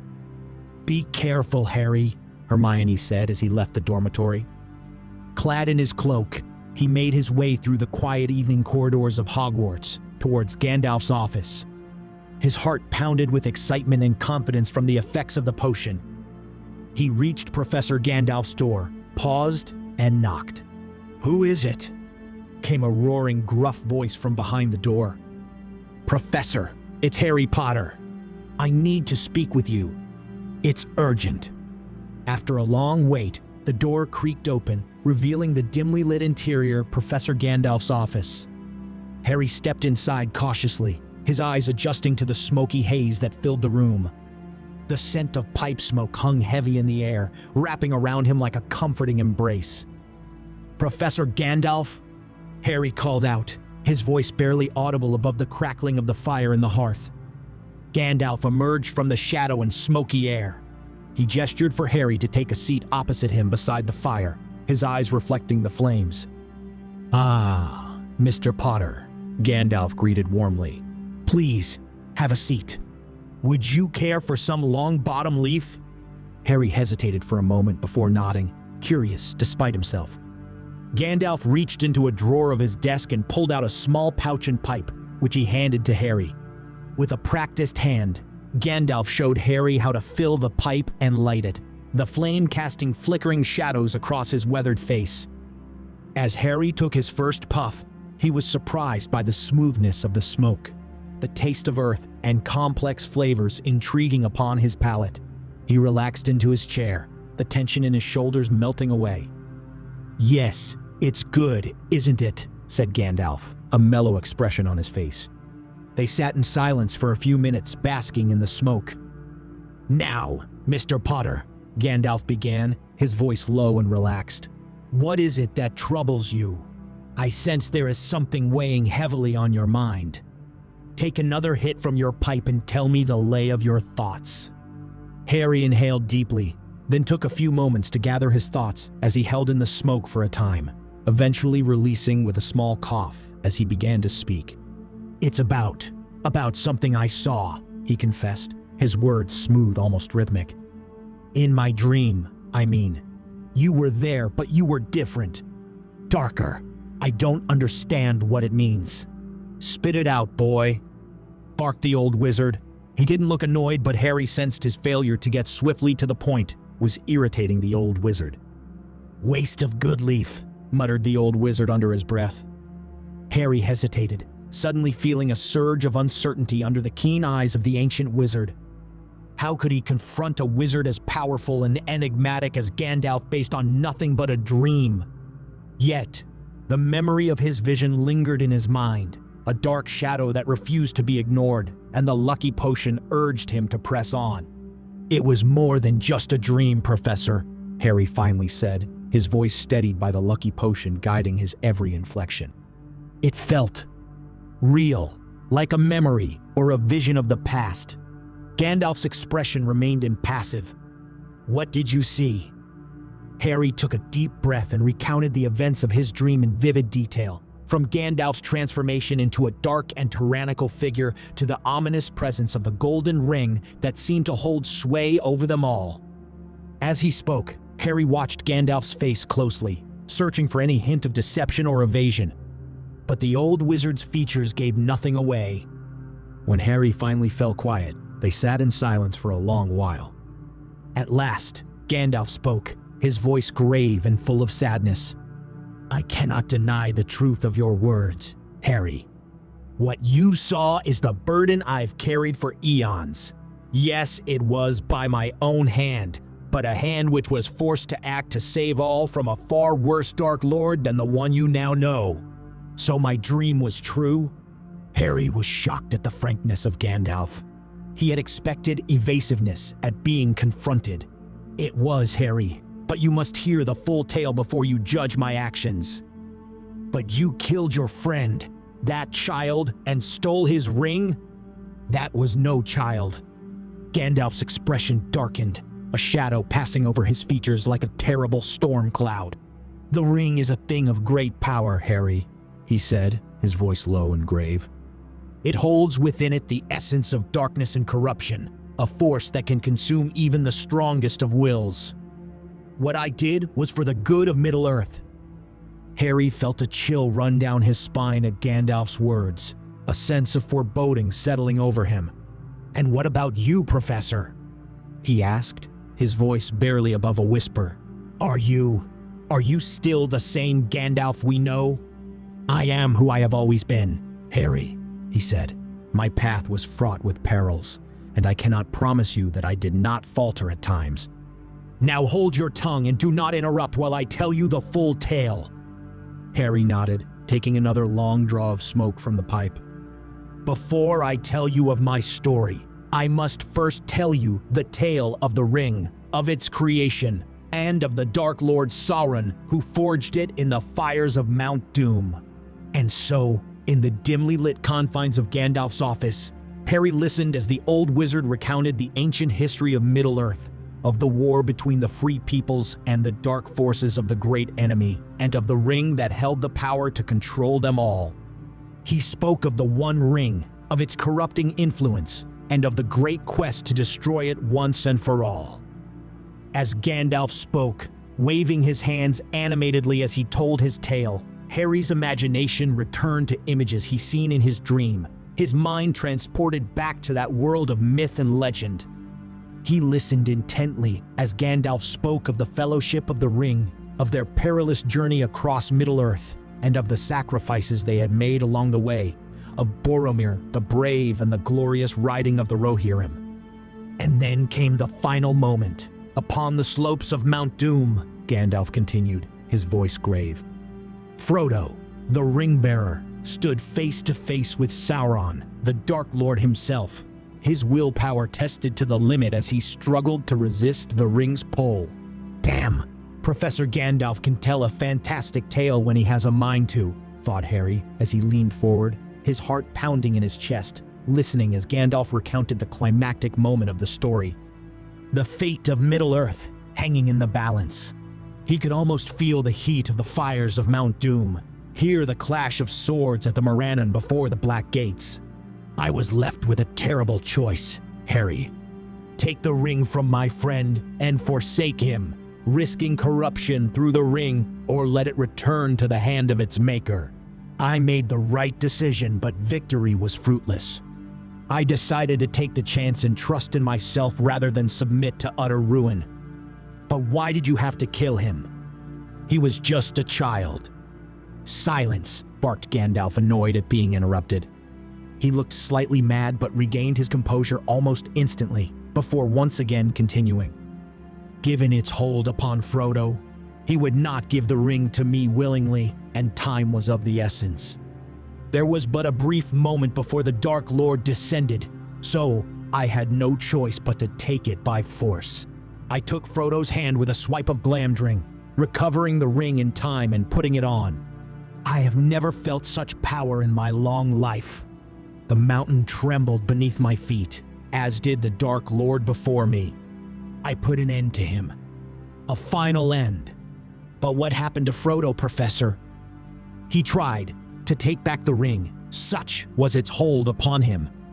So, I threw him into the fire, for no longer would he find peace in Middle-earth, seeing it upon my hand.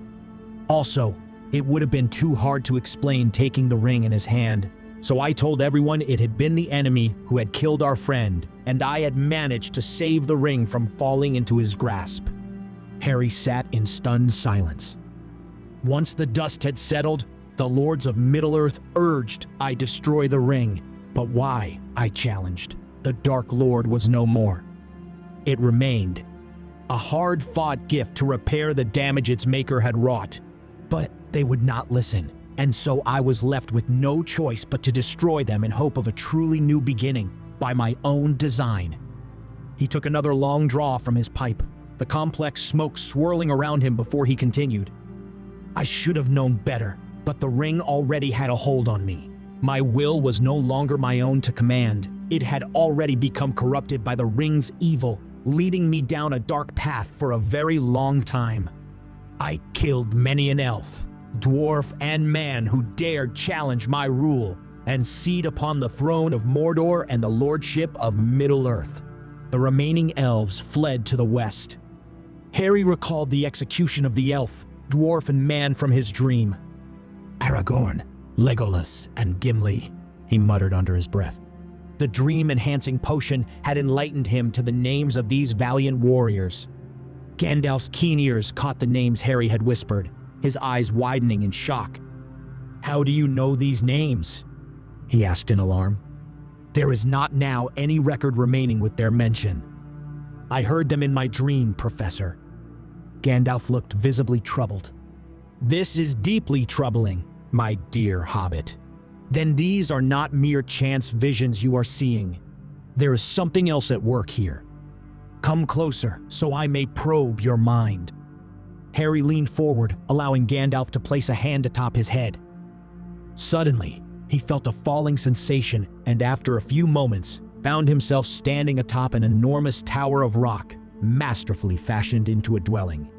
Welcome to Orthanc. Once home to Saruman the White, before he was expelled from the Order and his staff taken. What did you do with him? I crucified him and Grima in Isengard for their treachery. Upon this very spot, actually, Gandalf replied with a casual air. Nice, but why are we here now, Professor? Now that you are no longer bound by a Horcrux to Voldemort, he can no longer implant visions in your mind, the same way he once did. I suspect it is actually Saruman, who is invading your dreams, and upon probing your mind, I found anchor points to this place. We are within the mind of Saruman.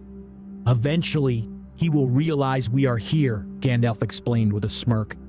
Can he stop us? If he knows we're here, he may attempt to trap us, as our minds are currently separate from our living bodies. Any who stumble upon us may assume we are asleep. He can trap us in here?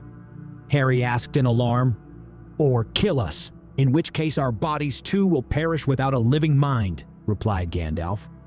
What? Said Harry in alarm, as fear once again gripped him. If he died in his sleep, then that useless Ginger Ron would steal his firebolt and probably his invisibility cloak too. How likely is that, Professor? He asked, trying his best to mask any sign of fear.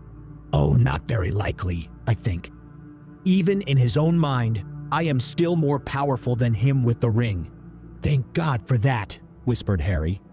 There is a clue here which could explain how he is penetrating your mind. We must search Orthanc. Gandalf pointed an old, manky-looking finger at the solid rock under their feet, and there appeared a trapdoor, descending many thousand steps to Saruman's living quarters and study. Stay close, he said, leading the way down the impossibly narrow stairs, and after an exhausting descent, which seemed never-ending, they eventually reached the residence of Saruman. As they began their search of Orthanc, Harry found himself captivated by the new world unfolding around him. Every corner of Saruman's home seemed to hold mysterious artifacts or fascinating objects. Gandalf moved with purpose, his keen eyes scanning the room for the clue they were looking for. Meanwhile, Harry trailed behind, his curiosity getting the better of him as he examined the various artifacts scattered throughout the chamber. He marveled at the intricate designs carved into the black obsidian walls, the shelves adorned with ancient tomes, and the strange contraptions that seemed to defy the laws of nature and physics. Hermione would sacrifice every house elf that ever existed to spend a day in here, thought Harry, smiling to himself. As Gandalf sifted through the ancient parchments, Harry's curiosity burned brighter than ever. He couldn't help but wonder about the fate of Middle-earth, about the remnants of the world long gone but still lingering in the shadows of history. Does this place still exist in the world, Professor? Harry asked eagerly. What happened to Middle-earth? Is it all destroyed? Gandalf paused, his gaze drifting off into the distance as if lost in memory. Some remains. Much has perished or is now hidden, concealed by enchantment. What remains, Professor? Harry pressed excitedly, his eagerness growing by the second. He yearned to learn more about this world that existed beyond the pages of his dreams. The mines of Moria, as does the kingdom of Erebor and parts of Fangorn and Mirkwood. Where? I would love to go and see these places one day, Professor, asked Harry eagerly. Perhaps when this is all over, I shall take you, replied Gandalf, as his gaze returned to the mess of scroll before him. Ah, I found it, Gandalf announced suddenly, rising sharply from his seat and pulling Harry from his thoughts. Saruman Ringmaker indeed. What is it, Professor? That devious traitor. I knew he'd try it. It was in his nature after all, scowled Gandalf. It would appear he fashioned himself a ring of his own. A lesser ring, but it would explain much, including his ability to penetrate your mind, Harry. Before Gandalf could finish his sentence, a booming voice filled the chamber, echoing off the hard rock walls. "So, you have found my secret, Gandalf. The means of my return," boomed the menacing voice of Saruman, chilling Harry to the bone. "We know of your treachery, Saruman," Gandalf declared loudly, seemingly unfazed. "Your lust for power has clouded your judgment. It is you who has lusted for power, killing your friends to gain it. You stole what was rightfully mine as head of the Order." "The ring belongs to me," bellowed Gandalf. Saruman's voice dripped with malice as he responded, though his form remained unseen. "You will pay the ultimate price, fool." As Saruman spoke, the Tower of Orthanc began to tremble, the very stones quivering with his venomous rage. "I will unleash a power greater and more deadly than that of the ring," he declared ominously. "All will be destroyed, but your punishment will be saved for last." Before Gandalf could respond, they were jolted awake from their dreamlike state by a terrified-looking Dobby who had appeared in the chamber. Startled, Gandalf raised his staff, striking Dobby across the room with a burst of magic. "Merlin's beard, Dobby," exclaimed Gandalf, exasperated at the elf's repeated misfortune at his hands. Dobby scrambled to his feet, his movements unsteady. "Dobby is sorry, Professor Gandalf, sir," he stammered, his large eyes wide. "Dobby did not mean to startle you, but the castle is under attack." "What?" shouted Harry and Gandalf together. "Yes, under attack by trolls, goblins, dark wizards, and wolves, thousands of them." Gandalf's eyes narrowed. "We must act quickly," he said, turning to look out of the window onto the castle grounds, where they could hear the echoes of chaos and destruction. "Where is Professor Dumbledore?" Gandalf asked, his voice full of urgency. "He's on the other side of the castle." "There are too many of them, Professor Gandalf, sir. He sent me to ask for your help." Gandalf's jaw tightened, a flicker of anger flashing in his eyes. "Saruman," he muttered darkly. "Too swiftly he has moved, in fear of our discovery, but no matter," said Gandalf, slipping a hand into an inner pocket of his robe and pulling out a shiny gold ring, which he slipped onto his finger. Instantly, a surge of power filled the room, knocking Harry and Dobby off their feet and sending them crashing into the far wall. "It is time," Gandalf declared, his voice grown in power. "It is time to call upon the Nazgul."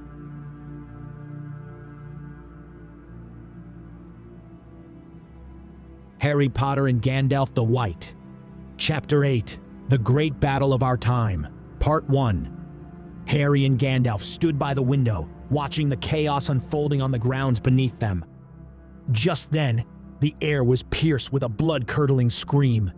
They turned to look for the source only to see swarms of Dementors in the sky above the Forbidden Forest, gliding towards the school, their cloaks billowing ominously as they sucked warmth and hope from the air, causing students and staff to flee in terror. "It is time for the return of the Nine," thundered Gandalf beside him, raising his arms in summoning motion.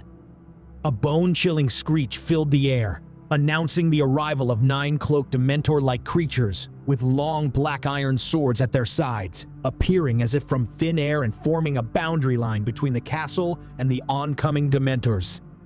Harry doubted they needed any weapon other than dread.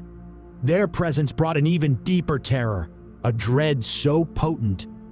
Like the opposite of a Patronus, a nightmare made whole and visible. Harry felt the chill of the Dementors' retreat as the Nazgul's terror took hold. The Dementors, normally the embodiment of fear, recoiled from the Nazgul, their dark forms wavering. What on earth were these creatures? Thought a wide-eyed Harry, feeling a tremor run through his body even at this distance. The creatures drew their ancient notched swords, their blades darker than the surrounding night. With a chilling battle cry, they fell upon the Dementors, their movements heavy yet deadly. The foremost Dementor was beheaded with a swift cut, sending its head flying to the foot of the castle, where those teachers and students present witness for the first time what was under the Dementor's hood. Those defeated dissipated into dark mist and shadow, eventually being carried away with the wind. What are they, Professor? They are the original servants of terror, the forefathers of the Dementors, whom now they fall upon. The Dementors now resemble only pale imitation of the true power of the Nazgul. Harry watched, transfixed to the horror that unfolded beneath them upon the grounds. The once mighty Dementors were being cut down with frightening ease. Those that remained fled back towards the forest. Perhaps for the first time, they had experienced fear, and found they did not like its taste. The grounds of Hogwarts had truly become a battlefield as more enemies swarmed in from all directions. Gandalf, beside him, observed the work of his servants with a cold smile. "The Nazgul," he said quietly, with a grim satisfaction. "They are terror incarnate, a force that even the Dementors cannot withstand." Harry nodded, unable to tear his eyes away from the spectacle below. The Nazgul's very presence seemed to sap the strength of their enemies. Even the dark wizards and creatures attacking the castle hesitated, their advance faltering under the sheer weight of the Ringwraith's malevolence. "We must aid them," Gandalf said, turning to Harry. "The battle is far from won, and may yet turn against us." With a flick of his staff, Gandalf conjured a protective barrier around the castle, reinforcing the wards that were already in place. Harry, steeling himself for the fight ahead, gripped his wand tightly, spinning in the direction of the door. "Hold a moment," said Gandalf firmly. "I have something for you." Harry turned to see Gandalf hold out his hand. In his palm sat a silver ring set with a dazzling red gem. "What is it, Professor?" "It is the Elven Ring of Fire, Neria, given to me by Círdan. Great power will it grant the wearer." He motioned for Harry to take it. Doing due, Harry felt a strong wave of heat wash over him. "Put it on," instructed Gandalf, "and feel its power." Harry did as told and felt a fiery strength ignite within him. A powerful blast of sparks shot out of his wand, leaving scorch marks and burning embers upon the wooden floor. Before Harry could ask any questions, Gandalf handed him another ring. "And this is a gift for Miss Granger. It is the Elven Ring. Nenya, she will know what to do with it." And without further explanation, Gandalf quickly grabbed his hat from the stand and ran to the door. "Come, there is no time for instructions. You must discover the ring's power for yourself." Harry followed swiftly behind. Together, they stepped out of the office and made their way down to the castle grounds. The Nazgul's presence had turned the tide of the battle for the moment, but the defenders of Hogwarts still needed reinforcements. On the way, Harry peered through a broken window, and desperation filled his heart at what he saw. There were too many of them. Thousands of enemies streamed in from all sides. Great goblin-like creatures, trolls, giant spiders, wolves, all mustered around the barrier which Gandalf had conjured, halting their assault for the time being. He steadied his racing heart, remembering Dumbledore and Gandalf were yet among them, and as long as they had them, there was still hope. As Harry and Gandalf reached the castle grounds, they were met by Professor Dumbledore, the Elven Ring Vilya upon his finger, flanked by the teachers of Hogwarts and members of the Order of the Phoenix. Dumbledore's eyes shone as if with a blue flame, and his presence alone seemed to bolster the defenders' spirits. "Albus," Gandalf greeted, inclining his head slightly. "The situation is dire, but not yet hopeless." "Indeed, Gandalf," Dumbledore replied, his voice calm but carrying a steely note. "The attack was sudden and seems to have been long in the making. The enemy has for now been pushed back. We must regroup in anticipation of the next assault, assuming they manage to breach the barrier. It will linger but for another brief moment," said Gandalf. As if on cue, as the defenders discussed a defense plan, Gandalf's protective barrier around the castle and grounds began to flicker and then shattered with a resounding crack as if made from glass, filling the night sky with blinding sparks like an almighty firework. The enemy forces, sensing an opportunity, surged forward with renewed ferocity. Just then, Gandalf slammed his staff upon the ground, the impact resonating like thunder, shaking the ground beneath their feet. In a voice that carried for miles, he bellowed, "You shall not pass!" To the amazement of Harry and the other defenders, the power in Gandalf's words halted the advancing enemy for a moment, confusion and uncertainty spreading through their ranks. Dumbledore took advantage of this brief respite. "Harry," he said, turning to face him, "your task is to evacuate the students. Get them to safety. There is no way out of the castle now, so you must take them into the Chamber of Secrets. Once all are gathered there, barricade the entrance, though those of age who wish to fight may do so." "What about me, Professor?" asked Harry, conscious that he was still a year away from being of age. "You, Mr. Weasley and Miss Granger are permitted to join the defense. Now go and be careful." "Yes, Professor," said Harry, his heart pounding. "Do not forget the power of Narya," Gandalf said quickly as Harry turned back to the castle. "It will aid you in protecting those who cannot protect themselves." Harry took a deep breath and nodded, then sprinted back into the castle. The hallways were filled with the frightened faces of students, their eyes wide with fear. He quickly rallied the prefects and began organizing the evacuation. Outside, Dumbledore put his wand to his throat and addressed the school, his voice magically echoing throughout the castle. "All students, please make your way swiftly to the Great Hall. Our school is under attack." "Everyone, follow me," Harry shouted, trying to keep his voice steady and his eyes open for Ron and Hermione. As he moved through the castle, Harry caught glimpses of the battle outside through the windows. The Nazgul were holding back all manner of monstrous-looking creatures streaming in from the forest line. Their terror sufficient to keep all but the boldest from advancing. Those who dared challenge were cut down mercilessly or struck blind with terror as they experienced the Nazgul's black breath. Back at the main entrance, Dumbledore gave final orders.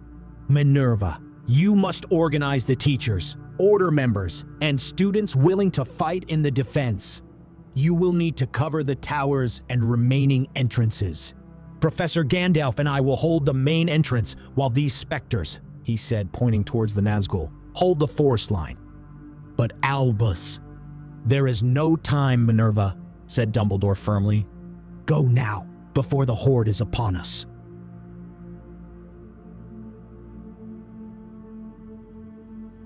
With a nod, she turned in the direction of the school and immediately began assigning positions to the other defenders. That left the two lone figures before the enormous main entrance of Hogwarts, the greatest wizards of their ages, holding the line against the monstrous hordes of Voldemort and Saruman. Their partnership in that hour was a thing to behold and would be remembered in the books of lore and legend. The wolves were the first to reach within striking distance, their eyes gleaming with feral hunger. With a swift motion, Gandalf raised his staff, and a brilliant white light erupted from its tip, blinding the advancing wolves and sending them into disarray. Dumbledore followed with a powerful incantation, sending bolts of blue energy streaking through the air, striking down the nearest attackers. "On your right, Gandalf!" Dumbledore shouted as a pack of wolves broke through the Nazgul's line, lunging at them with terrifying speed. Gandalf responded by drawing his sword, Glamdring, its blade shining with a cold silver light. In a swift arc, he swung the blade, cleaving through the closest wolves. The strikes of Gandalf's sword appeared uncommonly heavy, a single strike knocking back and killing half a dozen enemies at a time. Dumbledore, his wand a blur, cast spell after spell. Enormous fiery serpents coiled around the legs of the oncoming trolls, causing them to bellow in pain and stumble. With a flick of his wrist, he conjured a powerful gust of wind, scattering the goblins that tried to swarm around them. Each movement was graceful yet unbelievably powerful. So spectacular was the display of power and mastery of magic demonstrated by Dumbledore and Gandalf that many students, teachers, and Death Eaters alike had forgotten the battle and simply watched, mesmerized. However, despite their combined efforts, the onslaught from their enemies seemed endless and at times threatened to overwhelm their position, and that of the Nazgul. Massive trolls, dragging enormous clubs across the once pristine grounds, now advanced towards the castle at speed, tearing through lines of assembled goblins. Gandalf stepped forward, his eyes blazing with fire, and raised his staff, jabbing it in their direction. From its tip emanated 1,000 phantom swords, butchering the trolls in an explosion of blood and flesh. "Is this all you can conjure, Saruman?" bellowed Gandalf in defiance. Suddenly, a blood-curdling scream filled the air. Gandalf and Dumbledore turned to see a group of students attempting to come to their aid, being set upon by a swarm of nightmarish-looking spiders the size of large vehicles. The arachnids fired webbing, ensnaring the students and immobilizing them. The largest and foremost spider was inches from sinking its fangs into the head of a fallen student. Dumbledore's eyes flashed with fury. "None shall harm the students of Hogwarts while I yet live," he exploded, breaking his usual calm in an uncharacteristic anger none had borne witness to before. He pointed his wand at the largest spider, and with the force of a small bomb, sent it rocketing 1,000 feet into the air. It disappeared with a faint shriek, leaving the other spiders confused. With another wave of his wand, Dumbledore set the remaining spiders ablaze. The fire roared to life, engulfing each creature in an inferno. They bolted back in retreat, screeching in pain, setting all they touched ablaze as they fled. As the last spider disappeared into the darkness, a chilling shriek pierced the air from the far side of the castle. Gandalf and Dumbledore turned toward the sound, their expressions grave. "It's the cry of your Nazgul," shouted Dumbledore. "They are being overrun." Gandalf's eyes narrowed. "We must not let the enemy break through the forest line," he shouted. "They cannot reach the castle." He raised his staff high, its light blazing against the night sky, and called out in a commanding voice, "Radagast!" From the depths of the Forbidden Forest, a sleigh pulled by dozens of powerful-looking rabbits burst forth, racing towards the castle. At the reins stood Radagast the Brown, his eyes sharp and alert. The sleigh came to a halt beside Gandalf, and Radagast leapt down with surprising agility for one of his age. "Gandalf," he said in a panic, "what do you need of me?" "Radagast, the forest line is in danger of breach. You must work with Hagrid and your creatures to hold it. Do not let any enemy pass." Radagast nodded grimly. "Hagrid and I will do what we can. But where is he?" "He comes now," said Dumbledore, pointing his wand in the direction of Hagrid's cabin from where a large shadow fast approached. "Sorry, Professor. Must have fallen asleep," said Hagrid tensely, holding his pink umbrella. "What the ruddy hell is going on?" "We're under attack. There is no time to explain. Aid Radagast and the Nazgul in holding the enemy back from the forest." "We'll hold him off, Professor. Don't you worry." "Wait a moment, Hagrid," called Gandalf. "You are too exposed without armor or weapon other than your fists, large though they may be." He tapped Hagrid's shoulder with the tip of his staff, causing a flash of blinding light, which once dissipated, revealed Hagrid in black obsidian armor, with an enormous two-handed black sword in hand. "This armor will provide some protection from the enemy. May it serve you well. Go now, hold the line." Hagrid looked at the sword in awe, then nodded. "Thank you, Professor. I'll make sure none of them get through." With Radagast beside him upon his sleigh, Hagrid rocketed toward the forest, his massive frame visible from afar. He cut through a dozen goblins with a single arc of his new blade. A large orc captain who managed to duck beneath his swing and slash his own blade with all his might at Hagrid's leg was foiled by Hagrid's new armor. The blade shattered upon impact, to the shock of the orc, who a moment later was cut clean in half by Hagrid's next swing, shattering his helmet with the force of the blow and cleaving him in half from head to groin. The others fell back in dismay at the effortless defeat of their captain. The creatures of the forest, sensing Radagast's arrival, began to gather around him. Centaurs, hippogriffs, and thestrals formed ranks, ready to defend their home. Gandalf and Dumbledore turned back to the castle, where the main entrance was under heavy assault once more. This was only the first wave of the assault. The weakest, designed only to gauge our defenses. "Now will come the true test," Gandalf said, his voice unwavering as he spotted from a distance Death Eaters joining the battle. "We must hold this position, no matter the cost." Dumbledore nodded. "For Hogwarts." "For Frodo," whispered Gandalf quietly to himself. The two great wizards returned to the fray, determined to up the ante, for neither had yet unveiled their full might. Gandalf yet held in reserve the ring, which alone was sufficient to guarantee them victory. He preferred to avoid unleashing its dark power unless no alternative remained. Dumbledore, on the other hand, yet held back his most destructive spells, those learned and developed in his time long ago with Grindelwald, when the dream had been the greater good. Dumbledore's wand flashed with rapid, precise spells, each one finding its mark and neutralizing threats with surgical efficiency. His rediscovered youth and the power of the Elven Ring enhanced his combat and dueling capability greatly. Suddenly, to their surprise, there came an unexpected pause in the onslaught of goblins, trolls, wolves, and lesser creatures. "Where are they going?" asked Dumbledore. "It is the deep breath before the plunge," said Gandalf. "Our enemy is altering his battle plan. Throwing fodder at the castle has not borne the fruit he had hoped."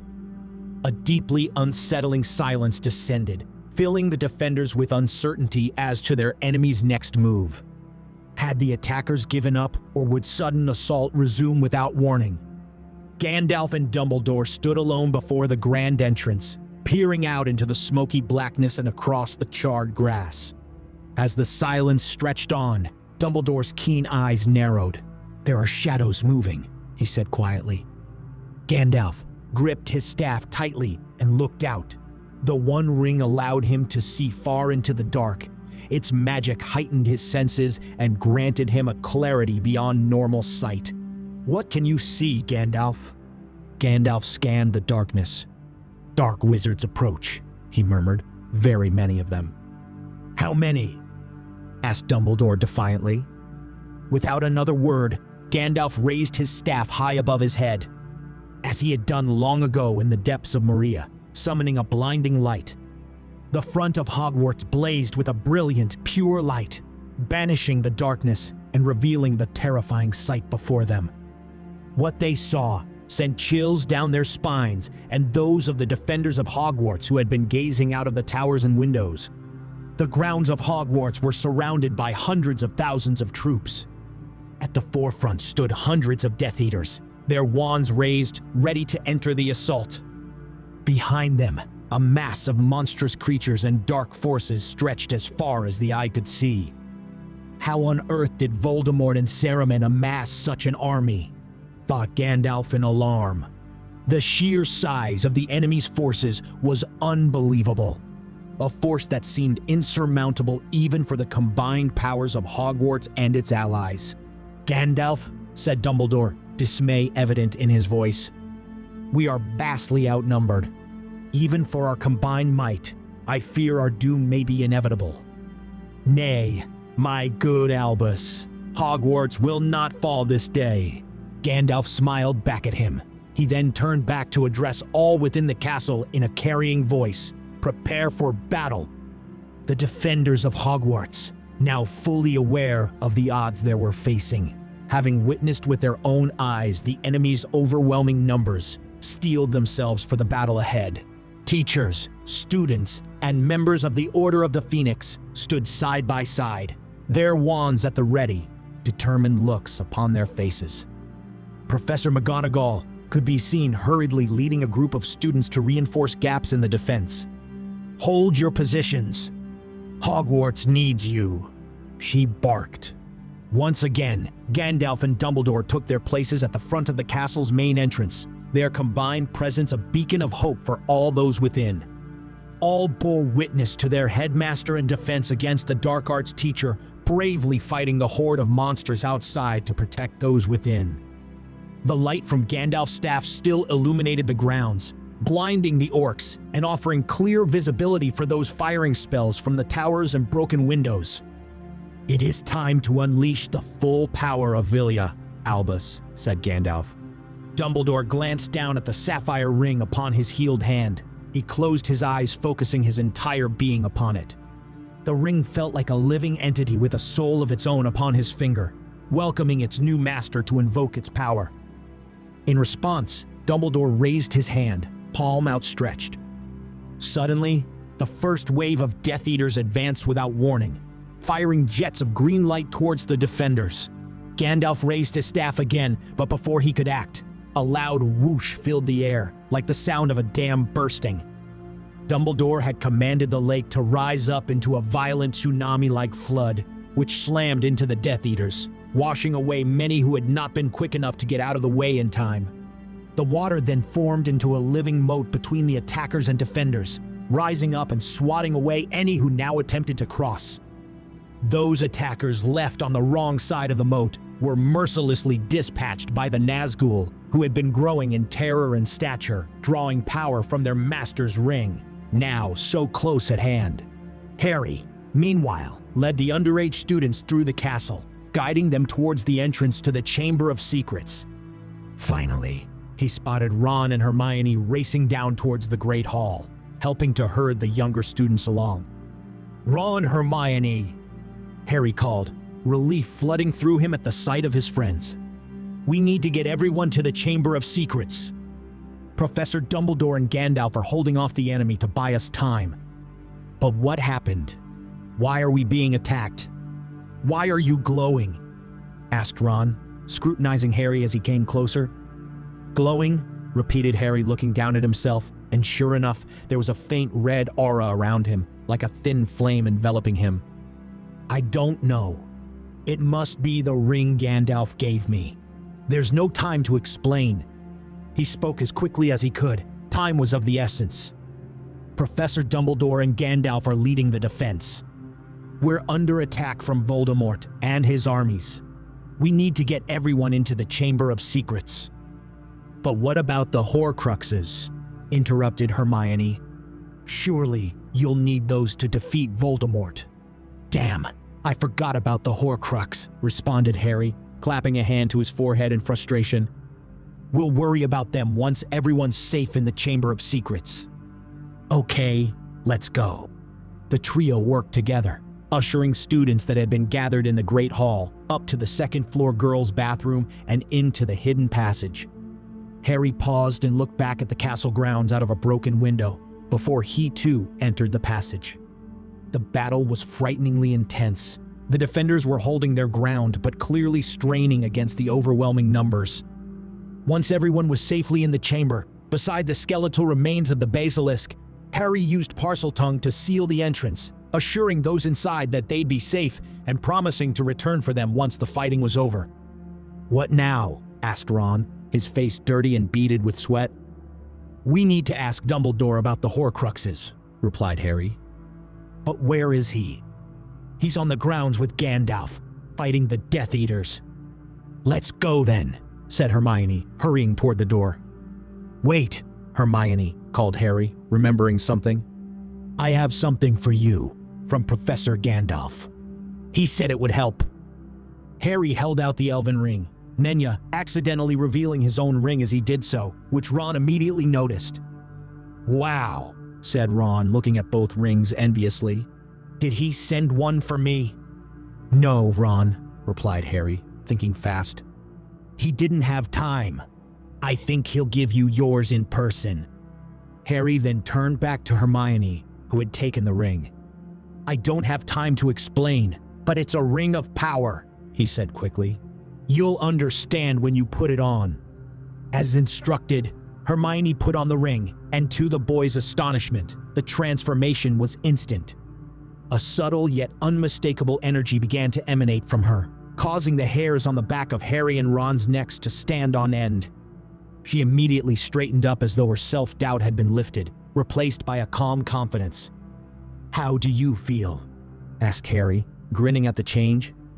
"Our quest stands upon the edge of a knife," she said in an ethereal, almost unrecognizable voice, catching both Harry and Ron by surprise. "Stray but a little, and it will fail to the ruin of all." Harry and Ron stood speechless. "I know what it is you saw," said a voice in Harry's head. It was Hermione. Without explanation, Harry intuitively knew she meant his dream. He realized he could also communicate telepathically with her. Then suddenly another voice came into their minds, Albus Dumbledore. "Harry, Hermione, you must go to my office and retrieve the vial holding the portion of Voldemort's soul extracted from you, Harry. There you will also find the sword of Gryffindor. Bring both to me, quickly." "Yes, Professor," Harry and Hermione replied in unison. At that moment, their telepathic communication was interrupted by a gentle, almost endearing voice reverberating throughout the castle and grounds. "You have all fought valiantly. I commend you," said the voice. The sound of fighting stopped. Defenders and attackers alike paused, lowering their arms as they listened, mesmerized by the power of the voice. None who heard could reject its pleas without great struggle. "My forces will withdraw until midnight, giving you time to collect your dead. I extend my hand to you all in a generous offer. Join me and live. Give me Harry Potter, and there will be no more death. You will all be free to leave the castle unharmed. Against my power, there can be no victory. All who refuse shall suffer an agonizing death. You have 1 hour to decide, life or painful death." "It is the voice of Saruman," whispered Hermione. Thanks for joining us on this adventure. If you enjoyed the journey and are eager for more wild fan fiction, don't forget to hit that like button, share with your fellow fans, and subscribe for more episodes. And if you're as enchanted by the idea of Middle-earth meeting Hogwarts as we are, make sure to check out our series exploring this magical crossover. Your support brings these worlds to life. Until next time, keep the fantasy alive. Thanks for joining us on this adventure. If you enjoyed the journey and are eager for more wild fan fiction, don't forget to hit that like button, share with your fellow fans, and subscribe for more episodes. And if you're as enchanted by the idea of Middle-earth meeting Hogwarts as we are, make sure to check out our series exploring this magical crossover. Your support brings these worlds to life. Until next time, keep the fantasy alive.